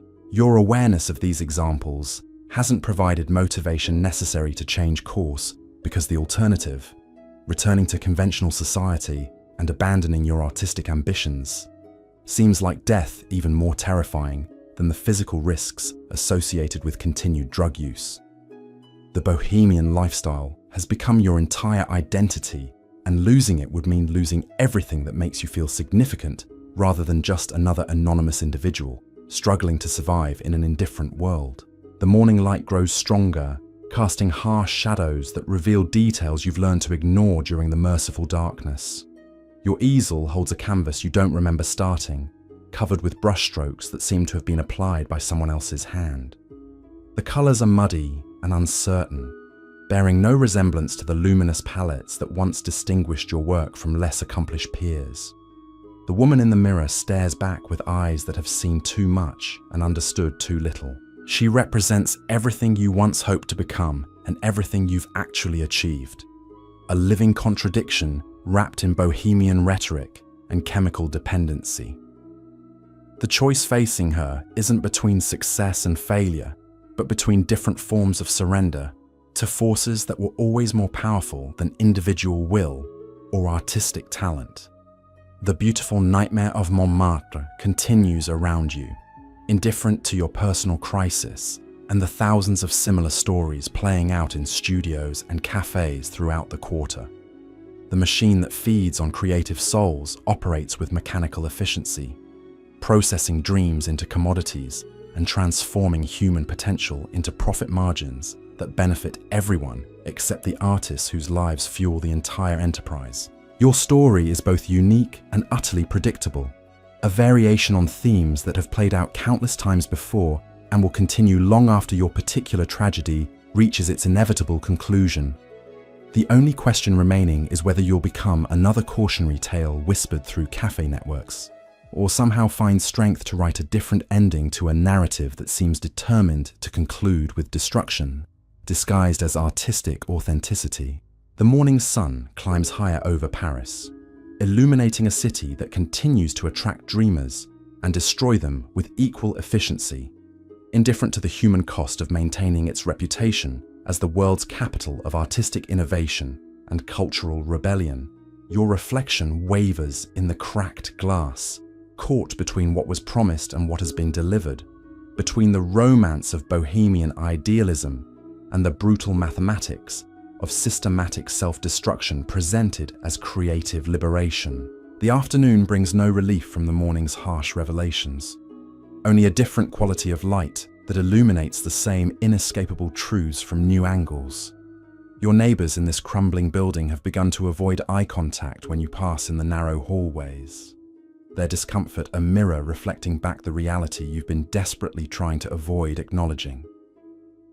The casual conversations that once flowed easily between artists sharing similar struggles have been replaced by hurried nods and quickly averted gazes that speak louder than any words about how far you've fallen from the community's acceptable standards of functional dysfunction. The economics of your daily existence have reached a mathematical breaking point where the cost of maintaining enough chemical stability to work exceeds any potential income from the art you're capable of producing in your current state. This isn't just financial pressure anymore. It's an impossible equation that grows more unsolvable with each passing day. Your dealer Henri has begun to treat you with the cold professionalism reserved for customers whose credit has become questionable and whose future earning potential appears increasingly doubtful. The artistic technique that once set you apart from amateur painters has deteriorated beyond the point where practice or determination can compensate for the neurological damage you've inflicted upon yourself. Your brushstrokes, once confident and precise, now wander across canvases like the uncertain steps of someone learning to walk again after a devastating injury. The muscle memory that allowed you to execute complex compositions without conscious thought has been systematically erased by substances that promise to enhance your capabilities while secretly destroying the physical foundations that made artistic expression possible. Your color perception has been altered in ways that make accurate mixing impossible, forcing you to work with approximations that bear little resemblance to the sophisticated palettes that once distinguished your work. The subtle gradations and luminous effects that critics praised as evidence of exceptional training now elude you completely, replaced by crude color relationships that would embarrass a first-year art student. The visual intelligence that allowed you to see and capture relationships between light, shadow, and form has been compromised beyond recovery. The intellectual clarity that once enabled you to engage in sophisticated discussions about artistic theory and cultural movements has been replaced by cognitive fog that makes sustained concentration nearly impossible. The philosophical insights that seemed so profound during your early experiments with consciousness expansion now feel like half-remembered fragments of someone else's thoughts, accessible only in brief moments between the crushing anxiety of withdrawal and the artificial euphoria of chemical relief. Your living space has devolved into something that would be unrecognizable to the ambitious young artist who first arrived in Paris with dreams of cultural revolution and creative breakthrough. The orderly studio where you once worked with methodical precision has been replaced by chaos that reflects your internal state more accurately than any self-portrait you could paint. Art supplies are mixed with drug paraphernalia, finished paintings lean against walls sticky with substances you'd rather not identify, and the smell of desperation has become so pervasive that you've stopped noticing it. The social isolation that accompanies advanced addiction has severed your connections not just to conventional society, but to the bohemian community that once provided identity and purpose. The artists who remain willing to associate with you are themselves so compromised by similar problems that their company offers no relief from your circumstances, only confirmation that you're not alone in your descent toward destruction. The conversations you share revolve endlessly around topics of supply, quality, and access to substances that have become more important than any artistic or philosophical concern. Your romantic relationships have become casualties of a transformation that makes genuine intimacy impossible. The emotional availability and physical reliability that partnerships require have been systematically destroyed by chemical dependency that reduces all human connections to transactions based on mutual need for drugs, money, or temporary relief from isolation.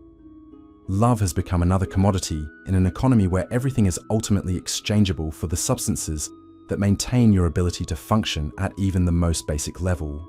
The physical symptoms of your lifestyle have progressed beyond the point where they can be disguised by cosmetics or dismissed as temporary side effects of artistic exploration. Your weight loss has become severe enough that clothes hang loose on a frame that seems to shrink daily. Your skin has developed the grayish pallor that marks advanced malnutrition and systemic toxicity. Your hair falls out in quantities that leave visible patches on your scalp, and your teeth have begun to loosen in ways that affect your ability to eat the limited food you can afford.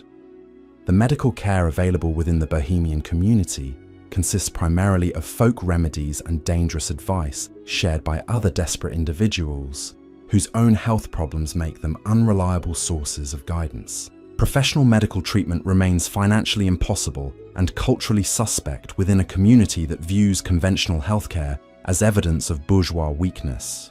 The romantic notion of artistic suffering has become literal torture that serves no creative purpose while accelerating your physical deterioration. Your artistic output has become a grotesque parody of your former capabilities, created by someone whose technical skills have been systematically destroyed by the same substances that were supposed to unlock unlimited creative potential. The paintings you produce now bear little resemblance to the work that once earned critical praise and collector interest. They're crude approximations of artistic expression, created by hands that shake too violently for detailed work, and guided by vision compromised by chemical alterations to your nervous system. The storage and preservation of whatever work you do manage to complete has become impossible as your living situations grow increasingly temporary and chaotic. Paintings that represent days of effort are vulnerable to damage, theft, or loss during frequent moves necessitated by your inability to maintain stable housing.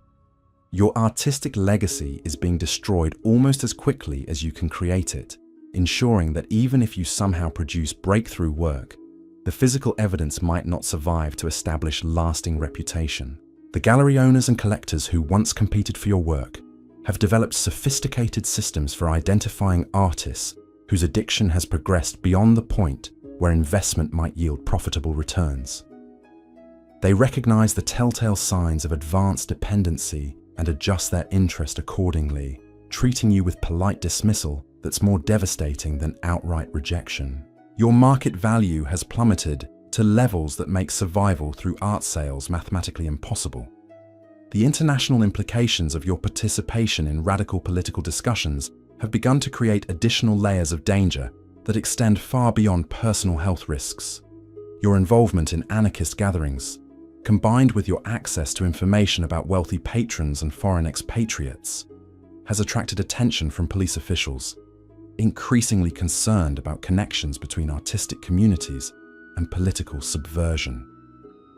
The Bohemian lifestyle that once seemed to offer unlimited freedom has revealed itself as a form of surveillance that makes you vulnerable to prosecution for activities you barely remember participating in. Your daily routine has contracted to essential activities required for bare survival, leaving no time or energy for the sustained effort that artistic development requires. Hours once devoted to experimentation, study, and practice have been consumed by complex logistics of maintaining chemical dependency while preserving enough functionality to generate income through whatever means remain available. The creative exploration that brought you to Paris has been replaced by mechanical repetition of survival strategies that grow less effective with each passing day. The philosophical questions that once seemed so important about consciousness, creativity, and authentic existence have been reduced to immediate concerns about preventing withdrawal symptoms and maintaining minimal functionality. The grand theories about artistic enhancement through chemical experimentation have been replaced by practical knowledge about managing addiction while preserving whatever fragments of talent remain accessible. During brief windows of relative stability, your correspondence with the outside world has ceased entirely, as the gap between your current reality and normal social expectations has become impossible to bridge. Letters from home remain unopened because you lack emotional strength to confront the concern and disappointment they contain. Your family's love has become another source of pressure that you're too fragile to bear. Another reminder of the life you've systematically destroyed in pursuit of artistic authenticity that has proven to be elaborate self-deception. The seasonal rhythms that once provided natural structure for creative work have been replaced by artificial cycles determined by drug availability and withdrawal patterns rather than inspiration or energy levels. Your most productive periods correspond to times when substances are readily available and relatively pure, while creative paralysis coincides with shortages that leave you too sick to work, regardless of artistic vision or motivation. The documentation of your artistic career has become non-existent as the Bohemian community lacks institutional structures for maintaining records that might preserve evidence of creative development. Your paintings disappear into underground markets where they cannot contribute to scholarly understanding of artistic movements or individual evolution.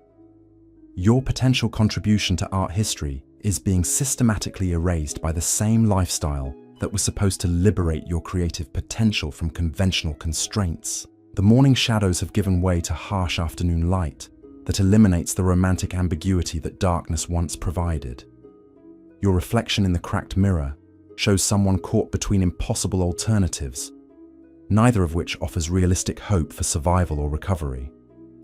The choice isn't between success and failure anymore, but between different forms of surrender to forces that have proven more powerful than individual will, artistic talent, or romantic idealization of creative suffering. The Bohemian paradise has revealed itself as a sophisticated trap that profits from systematic destruction of human creativity while maintaining elaborate mythologies about artistic authenticity and cultural rebellion. The community that seemed to offer sanctuary from conventional society operates according to economic principles, more ruthlessly exploitative than anything found in the bourgeois world you originally sought to escape through artistic dedication and chemical experimentation. Your story represents both unique personal tragedy and utterly predictable outcome of participating in systems designed to consume creative souls, while disguising exploitation as cultural advancement. The machine that feeds on artistic ambition operates with mechanical efficiency throughout Montmartre, processing dreams into commodities and transforming human potential into profit margins that benefit everyone except the artists whose lives provide fuel for the entire enterprise. The afternoon light continues to climb toward its peak intensity, promising evening shadows that will once again obscure the harsh realities that daylight reveals with such unforgiving clarity. But the temporary relief that darkness might provide cannot change the fundamental mathematics of a lifestyle that consumes more human potential than it creates. Leaving behind romantic mythology built on systematic destruction, presented as artistic liberation and cultural revolution that serves primarily commercial rather than creative purposes. The woman staring back from the cracked mirror embodies everything you once hoped to become and everything you've actually achieved. A living contradiction wrapped in bohemian rhetoric and chemical dependency that has transformed dreams of artistic greatness into nightmare of systematic self-destruction, disguised as authentic, creative exploration. The beautiful nightmare of Montmartre continues around you, indifferent to your personal crisis and the thousands of similar stories playing out in studios and cafes throughout the quarter. The evening approaches with the weight of accumulated choices pressing down, like the heavy air before a thunderstorm. Your fingers trace the outline of a letter that arrived weeks ago, the paper soft from repeated handling, but never opened, never read. The handwriting belongs to your mother. You recognize it even through the haze that clouds most recognition these days. Inside those folded pages lie words of concern, perhaps offers of help, maybe ultimatums about returning home to safety and conventional respectability that now seems as foreign as a language you once knew but have forgotten how to speak. The cafe below your window begins to fill with the evening crowd, their voices rising through the floorboards in languages you can identify but no longer follow with the intellectual precision that once made you feel cosmopolitan and sophisticated. German philosophers debate with Russian émigrés, while American expatriates laugh too loudly at jokes that probably aren't funny. Their voices carrying the forced gaiety of people working hard to convince themselves they're having profound experiences rather than simply postponing inevitable reckonings with reality. Your evening routine has become a careful choreography of preparation and self-deception, each step designed to maintain the illusion that you're still participating in artistic life, rather than merely surviving it. You arrange your remaining paints with the same ritualistic precision once reserved for important creative sessions, though you know the tremor in your hands will make detailed work impossible, and the fog in your mind will prevent the sustained concentration that meaningful art requires. The mirror reflects back someone who has learned to apply makeup with the skill of a theatre performer, using rouge and powder to create the impression of health on features that tell a different story to anyone willing to look closely enough.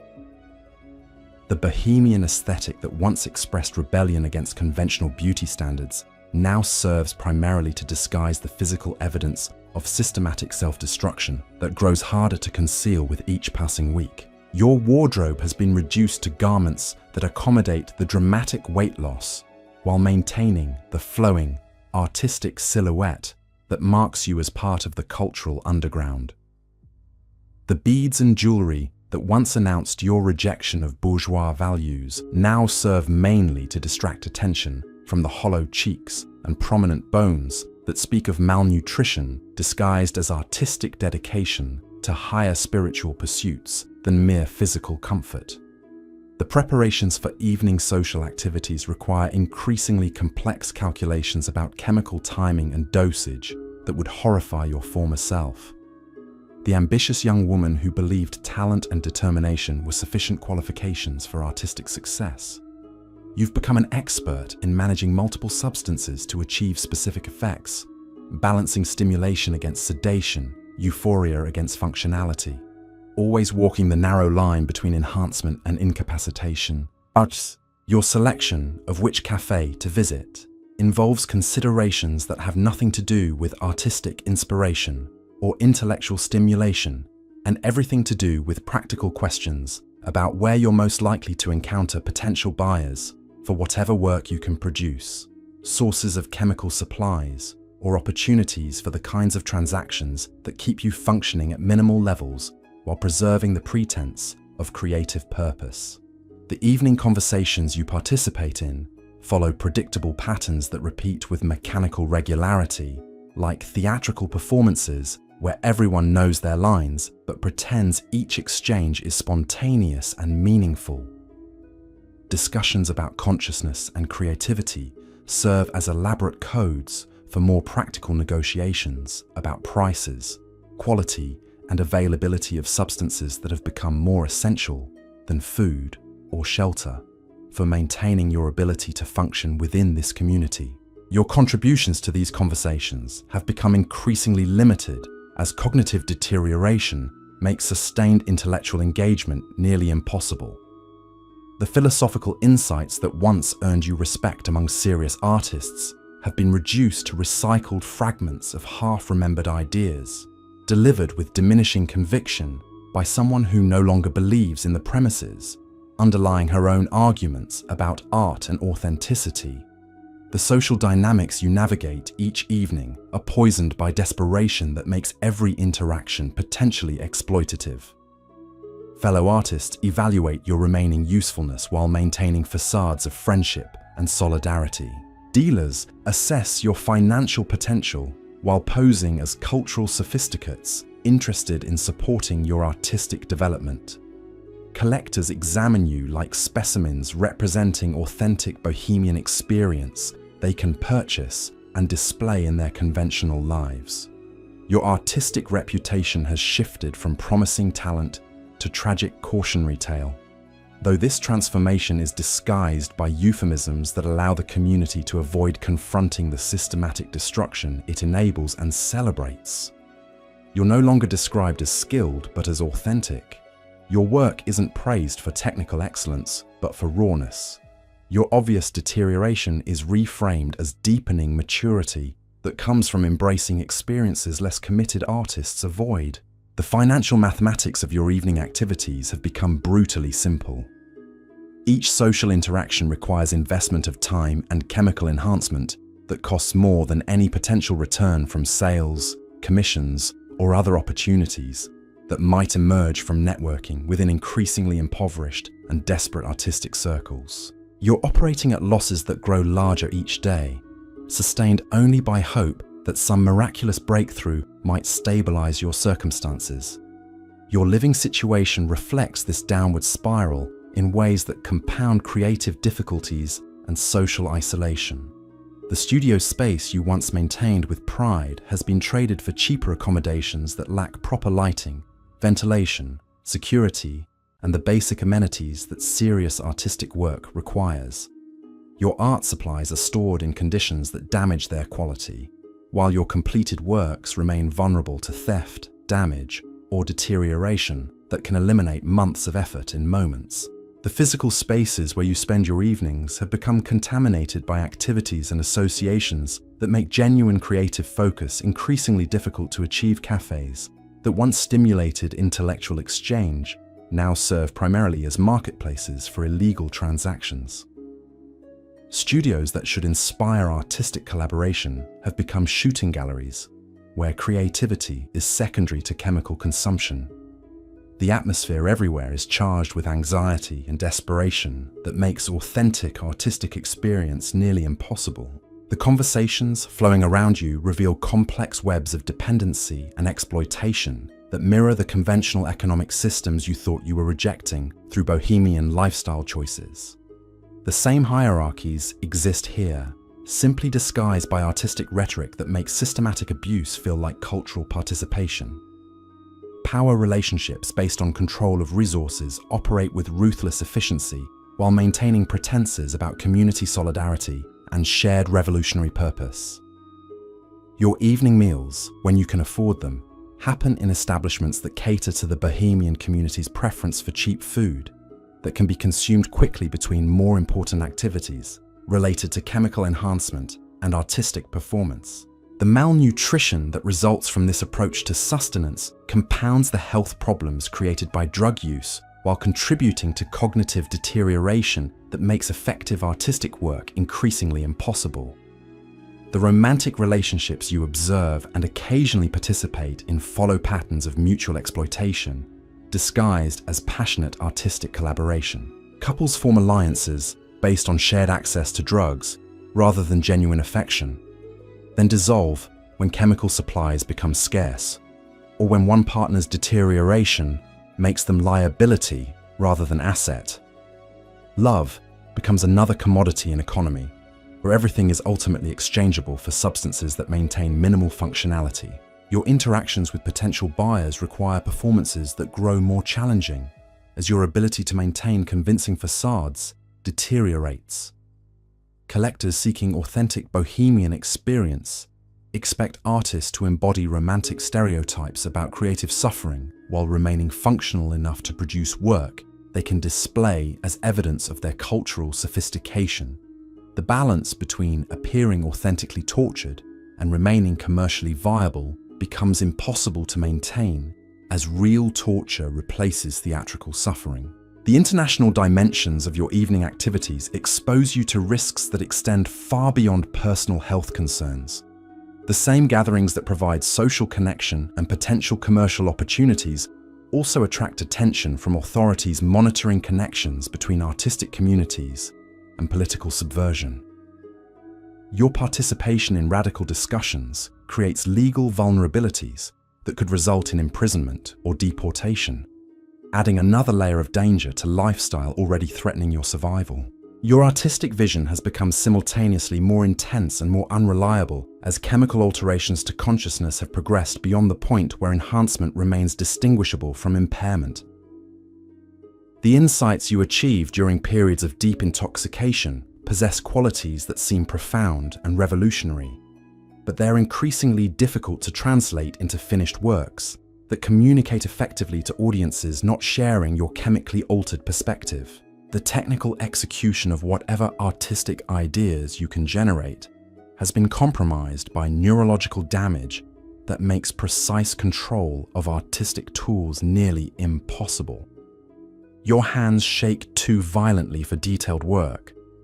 Your color perception has been altered in ways that make accurate mixing impossible, and your attention span has been reduced to fragments that make completing complex compositions extremely difficult without chemical assistance that ultimately undermines the stability it temporarily provides. The storage and preservation of completed works has become a constant source of anxiety as your living situations grow increasingly unstable. Paintings that represent weeks of effort are vulnerable to damage during frequent moves, necessitated by inability to maintain stable housing. Your artistic output is being destroyed almost as quickly as you can create it, ensuring that even breakthrough works might not survive to establish lasting reputation or provide foundation for career recovery. Your correspondence with the outside world has dwindled to nothing as the gap between your current reality and normal social expectations has become impossible to bridge.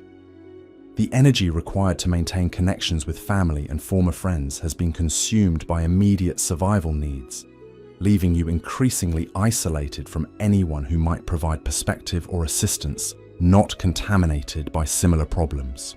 The seasonal rhythms that once provided natural structure for creative work have been replaced by artificial cycles determined by chemical availability rather than inspiration or energy levels.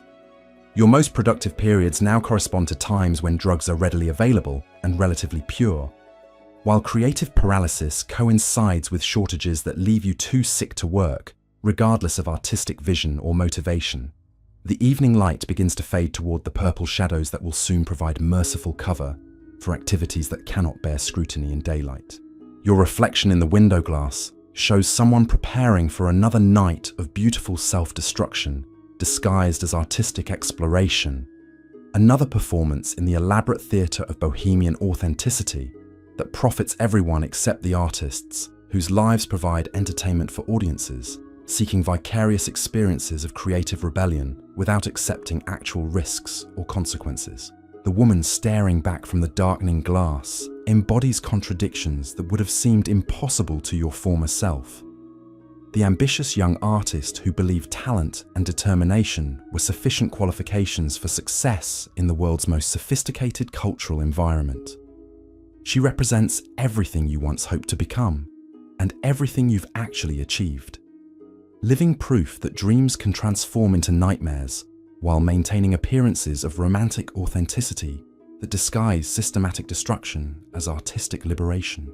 The evening activities that await you offer no genuine hope for breakthrough or recovery, only temporary relief from awareness of how completely you've betrayed your original artistic ambitions, while convincing yourself that systematic self-destruction represents authentic creative exploration rather than elaborate suicide performed for the entertainment of audiences who profit from your degradation while remaining safely distant from its consequences. The beautiful nightmare of Montmartre prepares for another night of consuming creative souls, while maintaining mythologies about artistic authenticity that serve primarily commercial rather than cultural purposes. processing human dreams into profitable commodities that benefit everyone except the artists whose lives provide raw material for enterprises that disguise exploitation as cultural advancement and revolutionary artistic expression. The night descends upon Montmartre like a velvet curtain drawn across a stage where tragedy masquerades as art, and you find yourself preparing for yet another performance in this elaborate theatre of self-deception. Your reflection in the darkened window reveals someone who has learned to weaponize her own destruction, transforming personal catastrophe into currency that can be exchanged for temporary acceptance within a community that feeds on human misery while calling it cultural revolution. The sounds from the cafe below shift into their evening rhythm as the serious business of chemical commerce begins to replace the afternoon's pretense of intellectual discourse. You recognize the voices of dealers who pose as philosophers, customers who disguise desperation as artistic necessity, and observers who consume authentic suffering like expensive wine while maintaining safe distances from its actual consequences. This is the soundtrack of your existence now, a symphony of exploitation, conducted with such sophistication that even the victims believe they're participating in something noble and transformative. Your preparation ritual has evolved into something that would be recognizable to any professional performer, each step carefully choreographed to create maximum impact while concealing the mechanical nature of what you're actually doing. The makeup you apply serves multiple functions beyond simple vanity, disguising physical deterioration while enhancing the romantic image of artistic suffering that potential buyers expect to see when they purchase pieces of your soul disguised as paintings. The clothes you select tell carefully constructed stories about rebellion and authenticity, while hiding the practical reality that most of your wardrobe now exists primarily to accommodate the dramatic physical changes that accompany systematic chemical dependency. Your jewelry serves as both artistic statement and strategic distraction, drawing attention away from the hollow cheeks and prominent bones that speak of malnutrition, rationalized as spiritual dedication to higher pursuits than mere physical comfort. Your artistic materials have been arranged with ritualistic precision that mimics the careful preparation you once devoted to serious creative sessions, though you understand that tonight's activities will produce nothing resembling the work that once earned critical recognition and collector interest. The paints are mixed with substances that extend their volume, regardless of how such adulterants might affect color quality or permanence. Your brushes are selected more for availability than suitability for the techniques you're attempting to employ. The canvas waiting on your easel bears evidence of previous attempts that were abandoned when withdrawal symptoms made continued work impossible, or when chemical enhancement progressed beyond the point where manual dexterity could be maintained. These false starts have become archaeological layers, documenting your descent, each unsuccessful beginning marking another stage in the systematic destruction of capabilities that once distinguished you from amateur practitioners of arts and crafts therapy. Your evening destination requires careful selection based on factors that have nothing to do with artistic inspiration or intellectual stimulation. You must consider which establishments currently offer the best combination of potential buyers, reliable chemical supplies, and social dynamics that might provide opportunities for the kinds of transactions that maintain your minimal functionality while preserving facades of creative purpose and artistic authenticity. The walk through Montmartre's winding streets exposes you to evening atmosphere that would once have stimulated creative vision, but now serves primarily as navigation challenge, requiring concentration you can barely maintain. The romantic ambiance that attracts tourists and inspires postcards home becomes obstacle course of sensory overload that threatens to trigger anxiety attacks or dissociative episodes that could compromise your ability to function during crucial business negotiations. Your arrival at Café des Artistes Perdus announces itself through familiar rituals of recognition and assessment that operate with efficiency of well-rehearsed theatre.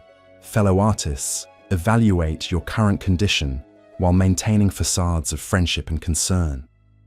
Dealers calculate your remaining commercial potential while posing as cultural sophisticates, interested in supporting artistic development. Collectors examine you like museum specimens, representing authentic Bohemian experience. They can purchase as souvenirs of their brief encounters with artistic rebellion.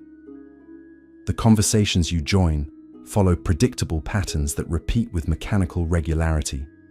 Despite everyone's pretense that each exchange represents spontaneous intellectual discovery, discussions about consciousness and creativity serve as elaborate codes for more practical negotiations about prices, quality, and availability of substances that have become more essential than food or shelter for maintaining participation in community that no longer offers genuine creative stimulation, but has become your only source of identity and social connection. Your contributions to these discussions reveal the cognitive deterioration that makes sustained intellectual engagement increasingly difficult, despite your desperate attempts to maintain appearances of philosophical sophistication. The insights that once earned respect among serious artists have been reduced to recycled fragments of half-remembered ideas, delivered with diminishing conviction by someone who no longer believes in the premises underlying her own arguments about art and authenticity. The social dynamics you navigate each evening are poisoned by desperation that transforms every interaction into potential exploitation, disguised as cultural collaboration. The same people who celebrate your artistic vision are simultaneously calculating how your deteriorating condition might be monetized through sales of work created during periods of obvious distress. Your suffering has become entertainment that generates profits for everyone except the person actually experiencing the destruction. The economic mathematics governing these evening activities have achieved brutal simplicity that makes mockery of romantic notions about artistic community and mutual support. Each social interaction requires investment of time, energy, and chemical enhancement that exceeds any potential return from sales, commissions, or other opportunities that might emerge from networking within increasingly impoverished circles of desperate individuals competing for scarce resources. Your artistic reputation has completed its transformation from promising talent to tragic cautionary tale, though this change is disguised by euphemisms that allow the community to avoid confronting the systematic destruction it enables, while profiting from authentic stories of creative suffering. You're no longer described as technically skilled, but as emotionally honest. Your work isn't praised for compositional excellence, but for raw authenticity. Your obvious deterioration is reframed as spiritual deepening that produces art impossible to achieve through conventional training or stable mental health.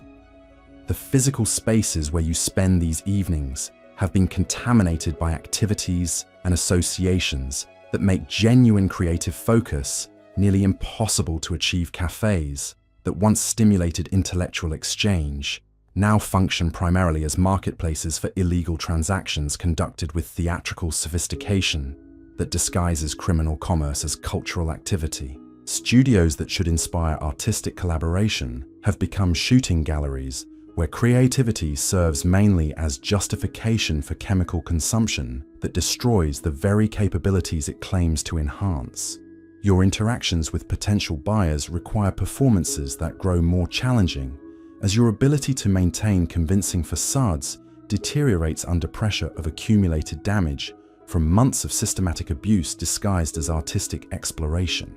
Collectors seeking authentic Bohemian experiences expect artists to embody romantic stereotypes about creative suffering, while remaining functional enough to produce work they can display as evidence of their cultural sophistication and adventurous taste in contemporary art.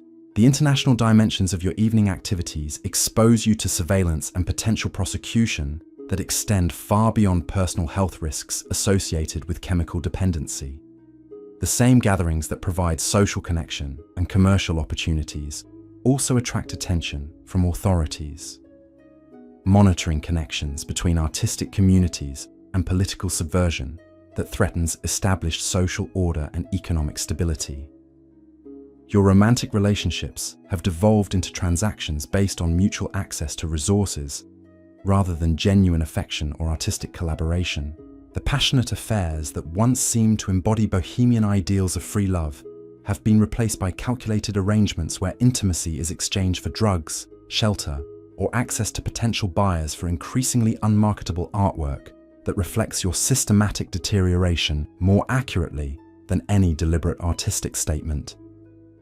The technical aspects of whatever artistic work you attempt during these evening sessions have been compromised by neurological damage that makes precise control of tools nearly impossible without chemical assistance that ultimately undermines the stability it temporarily provides. Your hands shake too violently for detailed work. Your color perception has been altered in ways that make accurate mixing impossible, and your attention span has been reduced to fragments that prevent completion of complex compositions requiring sustained concentration and consistent technique. The storage and preservation of whatever work you do manage to complete has become a constant source of anxiety as living situations grow increasingly unstable and temporary. Paintings representing weeks of effort remain vulnerable to damage, theft, or loss during frequent moves necessitated by inability to maintain stable housing arrangements. Your artistic output is being destroyed almost as quickly as you can create it, ensuring that even breakthrough works might not survive to establish lasting reputation or provide foundation for potential career recovery. Your correspondence with family and former friends has ceased entirely as the gap between your current reality and normal social expectations has become impossible to bridge through conventional communication. The energy required to maintain connections with people from your previous life has been consumed by immediate survival needs that leave no resources for activities not directly related to securing chemical supplies or generating minimal income through whatever means remain available. The seasonal rhythms that once provided natural structure for creative work have been replaced by artificial cycles determined by drug availability and withdrawal patterns rather than inspiration, energy levels, or artistic vision. Your most productive periods now correspond to times when substances are readily available and relatively pure, while creative paralysis coincides with shortages that leave you too physically compromised to work regardless of motivation or artistic ambition. The evening progresses with mechanical inevitability toward outcomes that offer no genuine hope for breakthrough or recovery, only temporary relief from awareness of how completely you've betrayed original artistic ambitions, while convincing yourself that systematic self-destruction represents authentic creative exploration, rather than elaborate suicide performed for entertainment of audiences who profit from your degradation, while maintaining safe distances from its actual consequences. Your artistic vision has become simultaneously more intense and more unreliable as chemical alterations to consciousness have progressed beyond the point where enhancement can be distinguished from impairment. The insights you achieve during periods of deep intoxication possess qualities that seem profound and revolutionary to your altered perception, but they prove increasingly difficult to translate into finished works that communicate effectively to audiences not sharing your chemically modified perspective on reality and creative expression. The financial resources that once provided modest security have been systematically converted into chemical supplies that produce diminishing returns while requiring ever-increasing investments to achieve effects that were once easily accessible through smaller quantities of higher quality substances. Your economic situation has reached mathematical breaking point, where continued participation in this lifestyle requires resources you no longer possess, while abandoning it would eliminate your only remaining source of identity and social connection. The mirror behind the bar reflects back someone who has learned to perform her own destruction with theatrical sophistication that transforms personal tragedy into commercial entertainment for audiences seeking vicarious experiences of artistic rebellion, without accepting actual risks or consequences associated with genuine creative exploration. The woman staring back embodies contradictions that would have seemed impossible to your former self, representing everything you once hoped to become and everything you've actually achieved through systematic betrayal of original artistic ambitions. The beautiful nightmare of Montmartre continues around you with mechanical efficiency that processes dreams into commodities while maintaining mythologies about artistic authenticity that serve primarily commercial rather than cultural purposes. The community that seemed to offer sanctuary from conventional society operates according to economic principles more ruthlessly exploitative than anything found in the bourgeois world. You originally sought to escape through dedication to creative expression and chemical experimentation. The evening activities stretching ahead offer nothing resembling genuine artistic opportunity or creative fulfillment. Only another series of transactions designed to maintain your minimal functionality within systems that profit from human suffering while disguising exploitation as cultural advancement and revolutionary artistic expression. The romantic idealism that brought you to Paris has been systematically converted into fuel for enterprises that benefit everyone except the artists whose lives provide raw material for elaborate commercial ventures disguised as bohemian communities dedicated to authentic creative exploration and cultural rebellion against established social order. The night deepens around you like gathering storm clouds pregnant with inevitable destruction, and you prepare to participate once again in rituals of beautiful self-annihilation that masquerade as artistic authenticity while serving primarily to generate profits for sophisticated criminal enterprises that have learned to weaponize human creativity and transform individual tragedy into marketable commodities, consumed by audiences seeking entertainment that allows them to experience romantic notions about artistic suffering without confronting its brutal realities or accepting responsibility for systems that create and maintain such elaborate machinery of human destruction, disguised as cultural institutions devoted to supporting creative expression and artistic innovation. The weight of this accumulated realization settles into your consciousness with the finality of a closing curtain. You've become a living artifact of your own choices, a breathing testament to how completely idealism can be corrupted when it encounters systems designed to exploit rather than nurture human potential.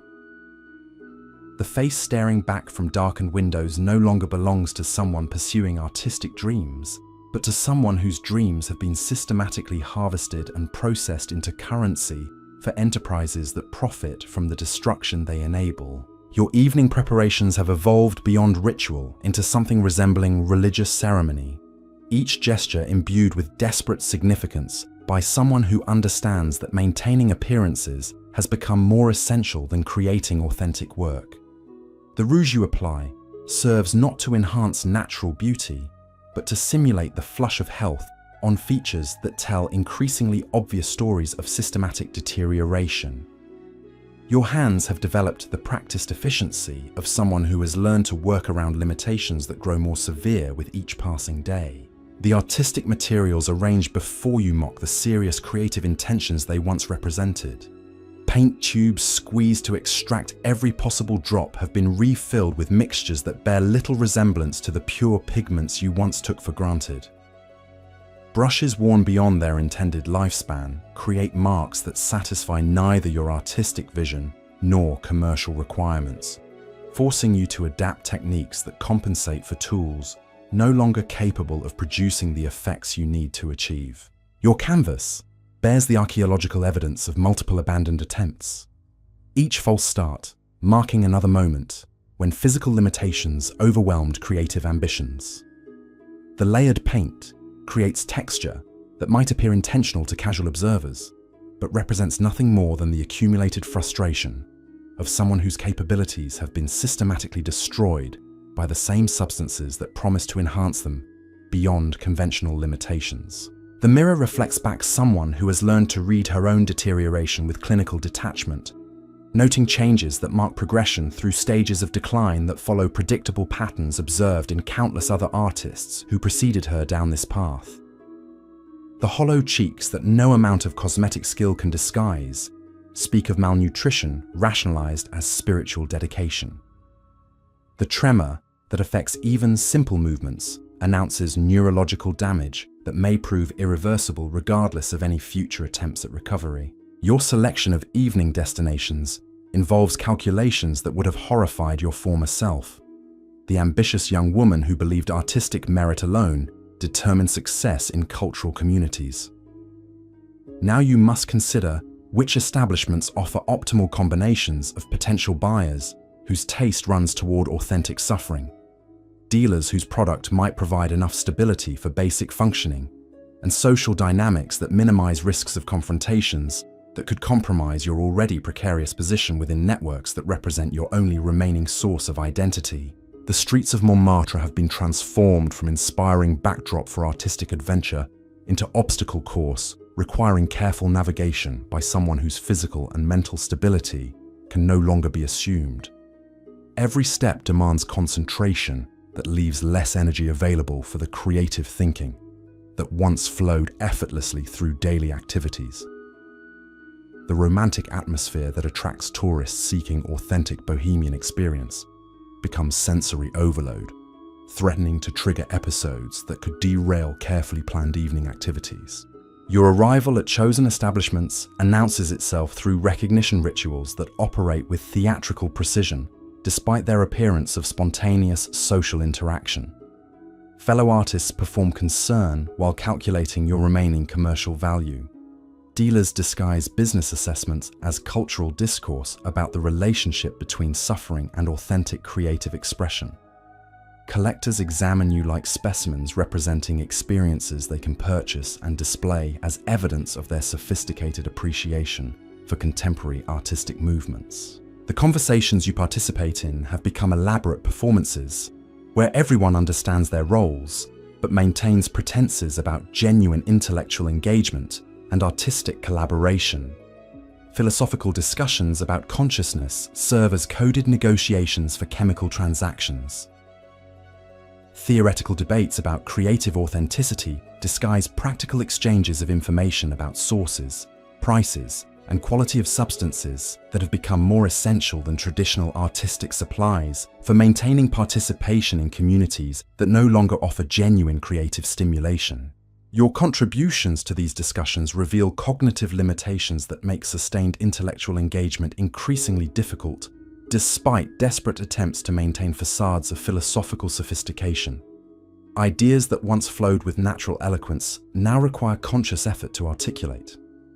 Complex concepts that seemed obvious during your healthier periods have become elusive and fragmentary, accessible only during brief moments of artificial clarity that cannot be reliably reproduced or sustained without chemical assistance, that ultimately undermines the stability it temporarily provides. The social dynamics governing these evening interactions have been poisoned by desperation that transforms every relationship into potential exploitation disguised as artistic partnership. The same individuals who celebrate your dedication to authentic creative exploration simultaneously calculate how your deteriorating condition might be monetized through sales of work produced during periods of obvious distress that collectors value more highly than pieces created during stable periods of conventional mental health. Your artistic reputation has completed its evolution from promising talent to marketable tragedy. Though this transformation remains disguised by rhetoric that allows participants to avoid confronting the systematic destruction they enable while profiting from stories of creative suffering that provide entertainment for audiences seeking vicarious experiences of artistic rebellion. You're described not as someone whose skills have deteriorated, but as someone whose work has achieved deeper authenticity through embrace of experiences that conventional artists lack courage to explore. The economic mathematics of your situation have achieved brutal clarity that eliminates any remaining illusions about community support or mutual assistance among struggling artists. Every interaction requires investments of time, energy, and chemical enhancement that exceed potential returns from sales or opportunities that might emerge from networking within circles of increasingly desperate individuals competing for resources that grow scarcer. As more participants require larger quantities of substances to maintain minimal functionality, the physical spaces where you conduct evening business have become contaminated by associations that make genuine creative work nearly impossible to achieve. Cafes that once stimulated intellectual exchange now function primarily as marketplaces where illegal commerce is conducted with sophistication that disguises criminal activity as cultural participation.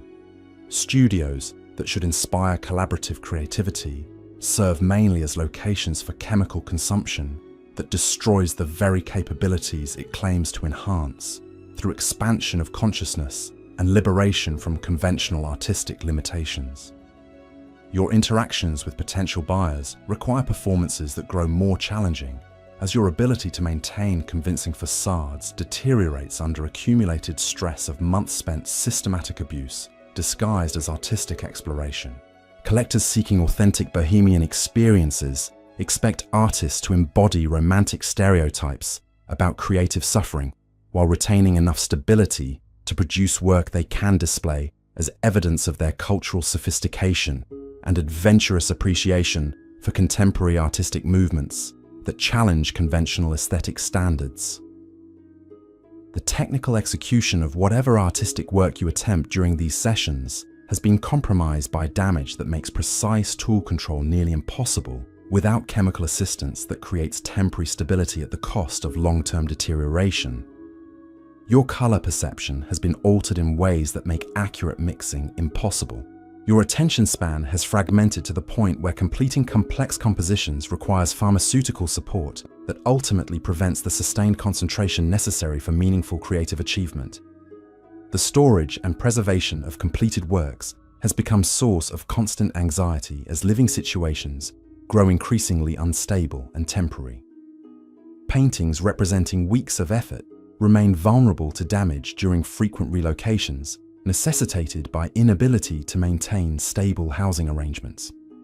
Your artistic output disappears almost as quickly as it can be created, ensuring that breakthrough works might not survive to establish lasting reputation or provide foundation for potential recovery of career prospects.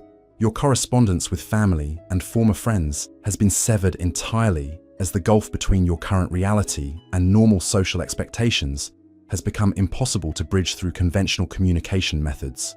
Energy required for maintaining connections with people from your previous life has been consumed by immediate survival needs that leave no resources for activities not directly related to securing chemical supplies or generating minimal income through whatever means remain available.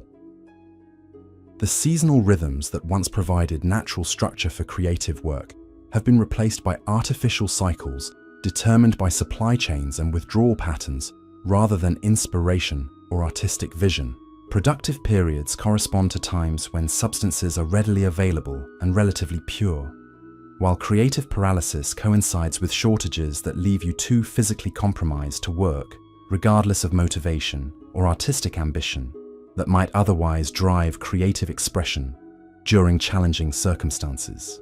Your artistic vision has become simultaneously more intense and less reliable as chemical modifications to consciousness have progressed beyond the point where enhancement can be distinguished from impairment of normal cognitive function. Insights achieved during periods of deep intoxication seem profound and revolutionary to altered perception, but prove impossible to translate into finished works that communicate effectively to audiences not sharing chemically modified perspectives on reality and creative expression that define your current existence. The financial resources that once provided modest security have been converted systematically into chemical supplies that produce diminishing returns while requiring ever-increasing investments to achieve effects once easily accessible through smaller quantities of higher quality substances. Your economic situation has reached mathematical impossibility where continued participation requires resources you no longer possess, while abandoning this lifestyle would eliminate your only remaining source of identity and social connection. The mirror behind the bar reflects someone who has learned to perform her own destruction with theatrical sophistication that transforms personal tragedy into commercial entertainment for audiences seeking vicarious experiences of artistic rebellion without accepting actual risks associated with genuine creative exploration. The woman staring back embodies contradictions that would have seemed impossible to your former self, representing everything you hope to become and everything you've actually achieved through systematic betrayal of original artistic ambitions. Your evening activities stretch ahead, offering nothing resembling genuine artistic opportunity or creative fulfillment, only another series of transactions designed to maintain minimal functionality within systems that profit from human suffering while disguising exploitation as cultural advancement. The romantic idealism that brought you to Paris has been converted into fuel for enterprises that benefit everyone except the artists whose lives provide raw material for commercial ventures disguised as bohemian communities dedicated to authentic creative exploration.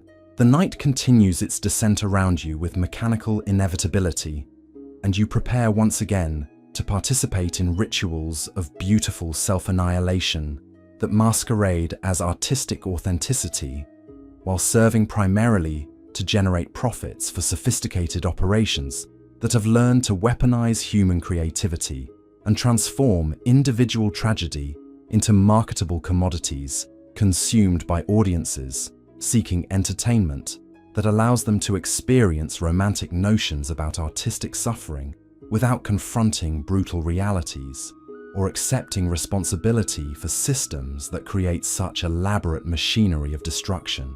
The woman you've become stares back from every reflective surface with eyes that have witnessed the complete inversion of everything she once believed about art, community, and authentic creative expression.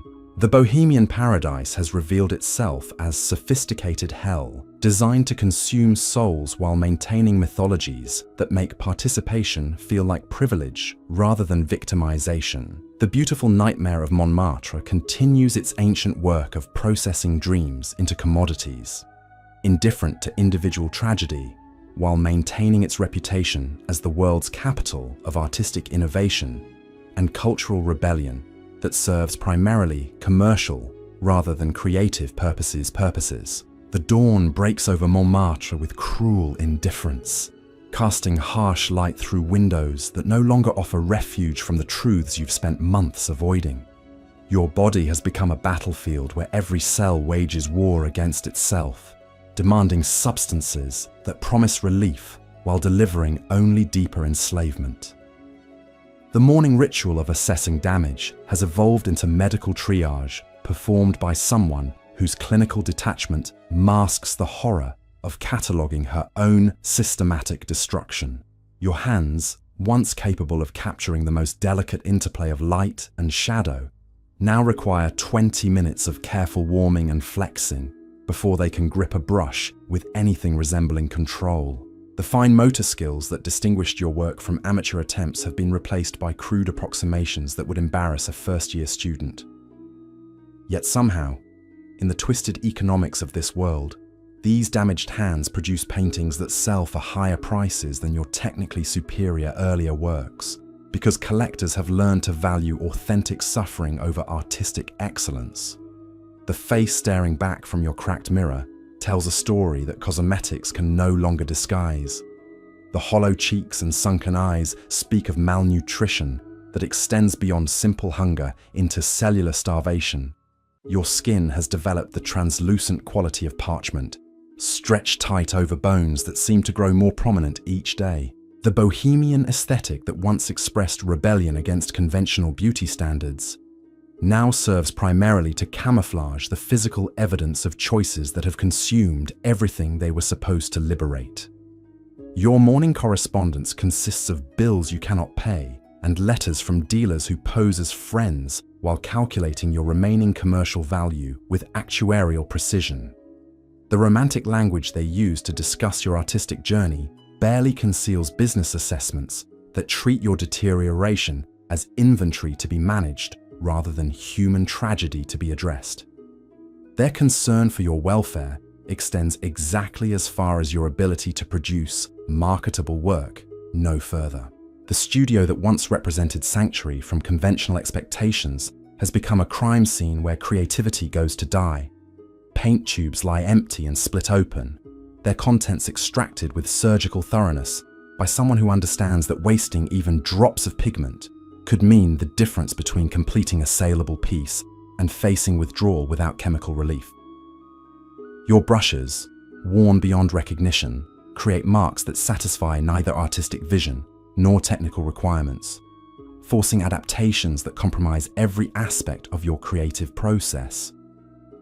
Your artistic technique has devolved into damage control rather than creative expression.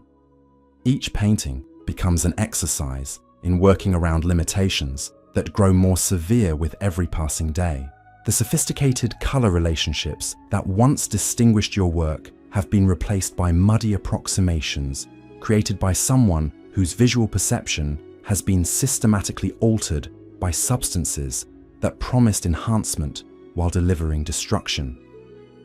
The luminous effects that critics once praised as evidence of exceptional training are now impossible to achieve with hands that shake too violently for precise brush control.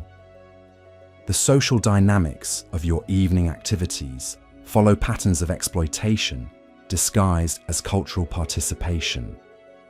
Fellow artists perform friendship while evaluating your remaining usefulness to their own survival strategies.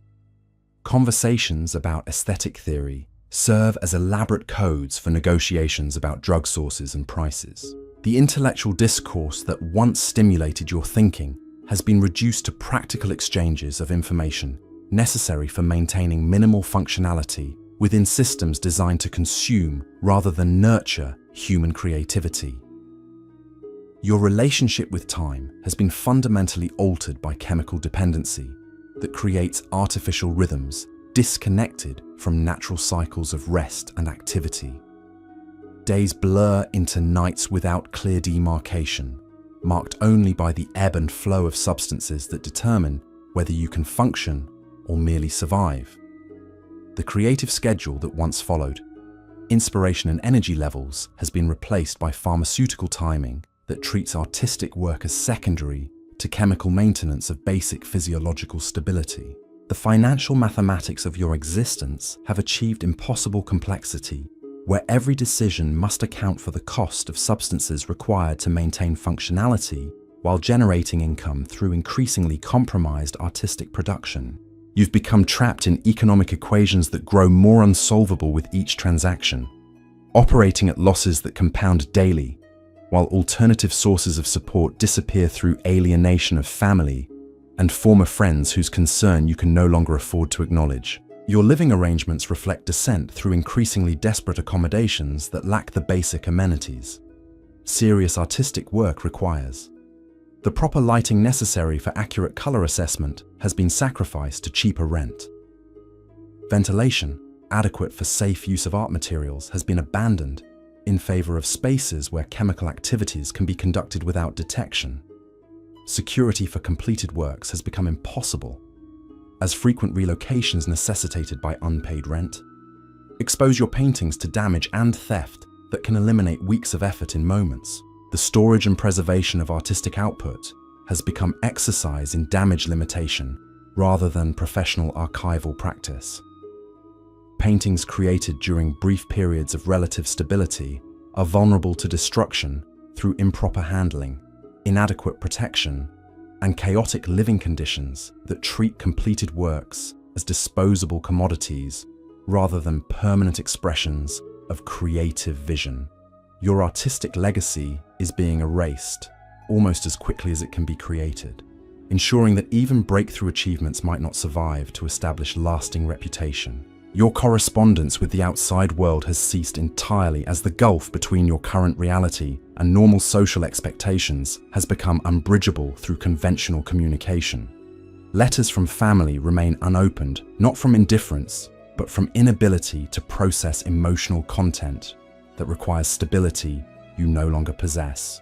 The energy necessary for maintaining relationships with people from your previous life has been consumed by immediate survival needs that leave no resources for activities not directly related to securing chemical supplies. The artistic community that once seemed to offer mutual support and creative collaboration has revealed itself as a collection of desperate individuals competing for scarce resources while maintaining elaborate pretenses about solidarity and shared purpose. The same people who celebrate your dedication to authentic artistic exploration simultaneously calculate how your deteriorating condition might be exploited for their own commercial advantage. Your suffering has become entertainment that generates profits for everyone except the person actually experiencing the destruction. Your artistic vision has become hostage to chemical availability and timing, rather than inspiration or creative development. The insights achieved during periods of pharmaceutical enhancement seem profound while experienced, but prove impossible to translate into finished works that communicate effectively to audiences not sharing your altered perspective. The gap between chemically induced revelation and practical artistic execution has grown so wide that breakthrough moments of understanding cannot be captured in any permanent form. The technical aspects of whatever work you manage to produce have been compromised by neurological damage that makes precise tool control nearly impossible without chemical assistance that creates temporary stability at the cost of accelerated long-term deterioration. Your color mixing has become guesswork performed by someone whose visual perception has been systematically altered. Complex compositions requiring sustained attention span are now beyond your capabilities without pharmaceutical support that ultimately prevents the concentration necessary for meaningful creative achievement. The documentation of your artistic career has become non-existent as the Bohemian community lacks institutional structures for maintaining records that might preserve evidence of creative development. Your work disappears into underground markets where it cannot contribute to scholarly understanding of artistic movements or individual evolution. The potential contribution to art history is being systematically erased by the same lifestyle that was supposed to liberate creative potential from conventional constraints and academic limitations. Your daily routine has contracted to essential survival activities that leave no time or energy for the sustained effort artistic development requires. Hours once devoted to experimentation and practice have been consumed by complex logistics of maintaining chemical dependency while preserving enough functionality to generate minimal income through whatever means remain available. The creative exploration that brought you to Paris has been replaced by mechanical repetition of maintenance strategies that grow less effective with each repetition.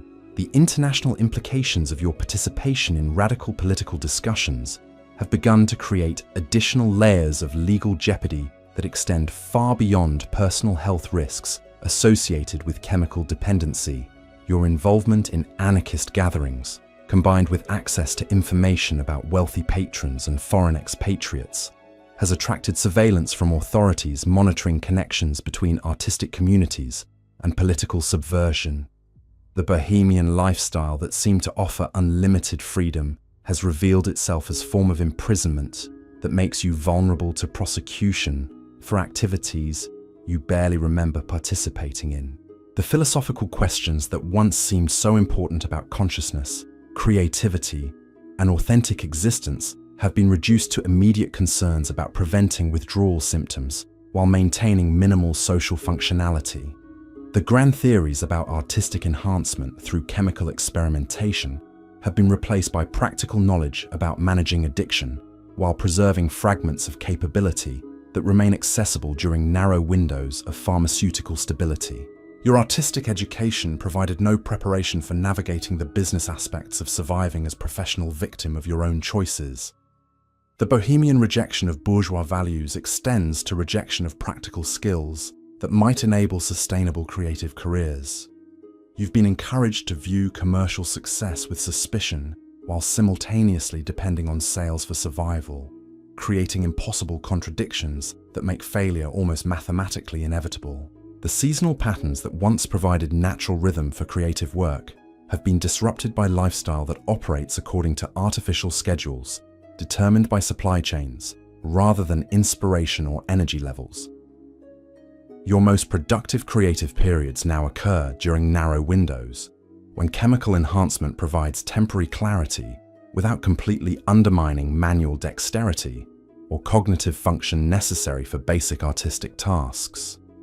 Your artistic influences have become limited to work produced within the Bohemian community, creating insular aesthetic that reflects shared chemical experiences rather than broader cultural engagement or technical development. Isolation from mainstream artistic education and exhibition opportunities means your work develops according to criteria that may have little relevance to lasting achievement or historical significance beyond its value as documentation of systematic self-destruction disguised as creative exploration. The morning light continues to strengthen, promising another day of impossible choices between continuing descent into systematic destruction and attempting escape from the only world that now provides identity and social connection. The woman reflected in cracked mirrors throughout your deteriorating living space embodies contradictions that would have seemed impossible to your former self, representing simultaneously everything you hope to achieve and everything you've actually accomplished through methodical betrayal of original artistic ambitions. The beautiful nightmare of Montmartre prepares for another day of consuming creative souls, while maintaining mythologies about artistic authenticity that serve primarily commercial rather than cultural purposes, processing human dreams into profitable commodities that benefit sophisticated enterprises disguised as bohemian communities dedicated to revolutionary creative expression and cultural rebellion against established social order and conventional artistic limitations. The harsh reality crystallizes with the clarity of morning frost as you realize that this existence has become a grotesque parody of everything you once believed about artistic authenticity and creative freedom. Your body has become a laboratory for experiments that no legitimate scientist would ever conduct, testing the limits of human endurance while disguising systematic destruction as cultural exploration. The tremor in your hands has progressed beyond mere inconvenience into categorical impediment that makes even basic sketching require multiple attempts to achieve recognizable forms. Your living space tells the story of someone who has systematically traded every comfort and necessity for access to substances that promise transcendence while delivering only deeper imprisonment. The walls bear stains that speak of activities you'd rather not remember, while the floor is littered with evidence of creative attempts abandoned when physical limitations overwhelmed artistic ambitions. Your easel holds canvases that document deterioration more accurately than any medical examination could reveal. The mirror reflects back someone who has learned to read her own decline with clinical precision, noting changes that mark progression through stages of destruction that follow patterns observed in countless predecessors who walked this path believing they were different, stronger, more talented than those who came before. The hollow expression staring back belongs to someone who has discovered that artistic genius provides no immunity against the mathematical certainties of chemical dependency. Your morning ritual involves calculations that would have horrified the ambitious young woman who first arrived in Paris with dreams of cultural revolution.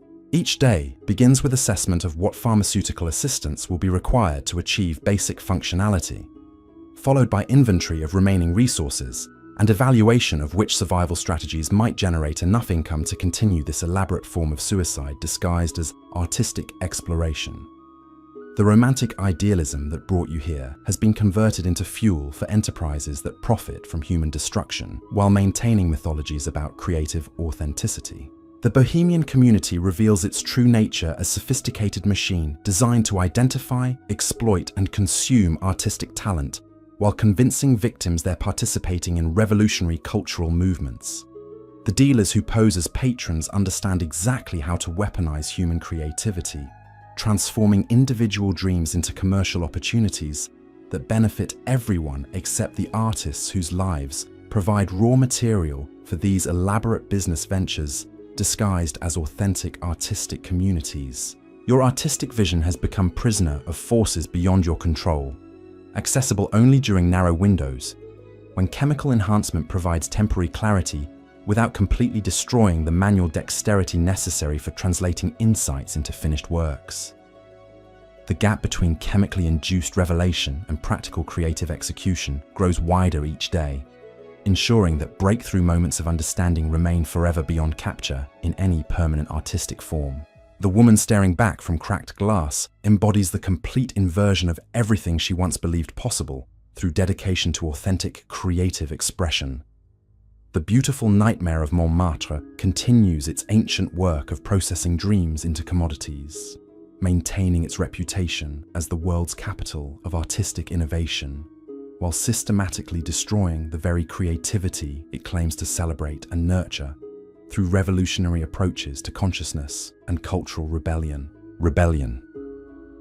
And so, our journey through the smoke-filled nightmare of 1920s, Montmartre comes to its inevitable end, leaving us with questions that echo far beyond the cracked mirrors and chemical-stained canvases of Bohemian Paris. The woman whose eyes we've looked through, whose trembling hands we've felt, represents more than just one tragic story. She embodies the eternal tension between the human desire for transcendence and the brutal mathematics of self-destruction disguised as artistic authenticity. What we've witnessed isn't just a cautionary tale about drugs or a romantic tragedy about suffering artists. It's a revelation about how easily our highest aspirations can be weaponized against us by systems that understand exactly how to transform individual dreams into collective nightmares.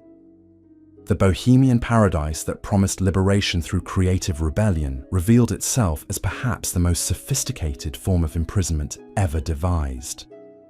One that convinces its victims they're participating in their own salvation while systematically consuming everything that made them human in the first place. The true horror isn't the chemical dependency or even the physical deterioration. It's the recognition that every choice along this path felt rational, even necessary, to someone trapped within a worldview that had been carefully constructed to make destruction feel like enlightenment. The dealers weren't just selling drugs. They were selling identity, purpose, and community to people whose conventional support systems had been systematically undermined. As we step back from this world of beautiful destruction, we're left with the uncomfortable realization that the forces that created this nightmare didn't disappear with the 1920s. They simply evolved, finding new ways to exploit human creativity and vulnerability while maintaining elaborate mythologies about artistic authenticity and cultural rebellion.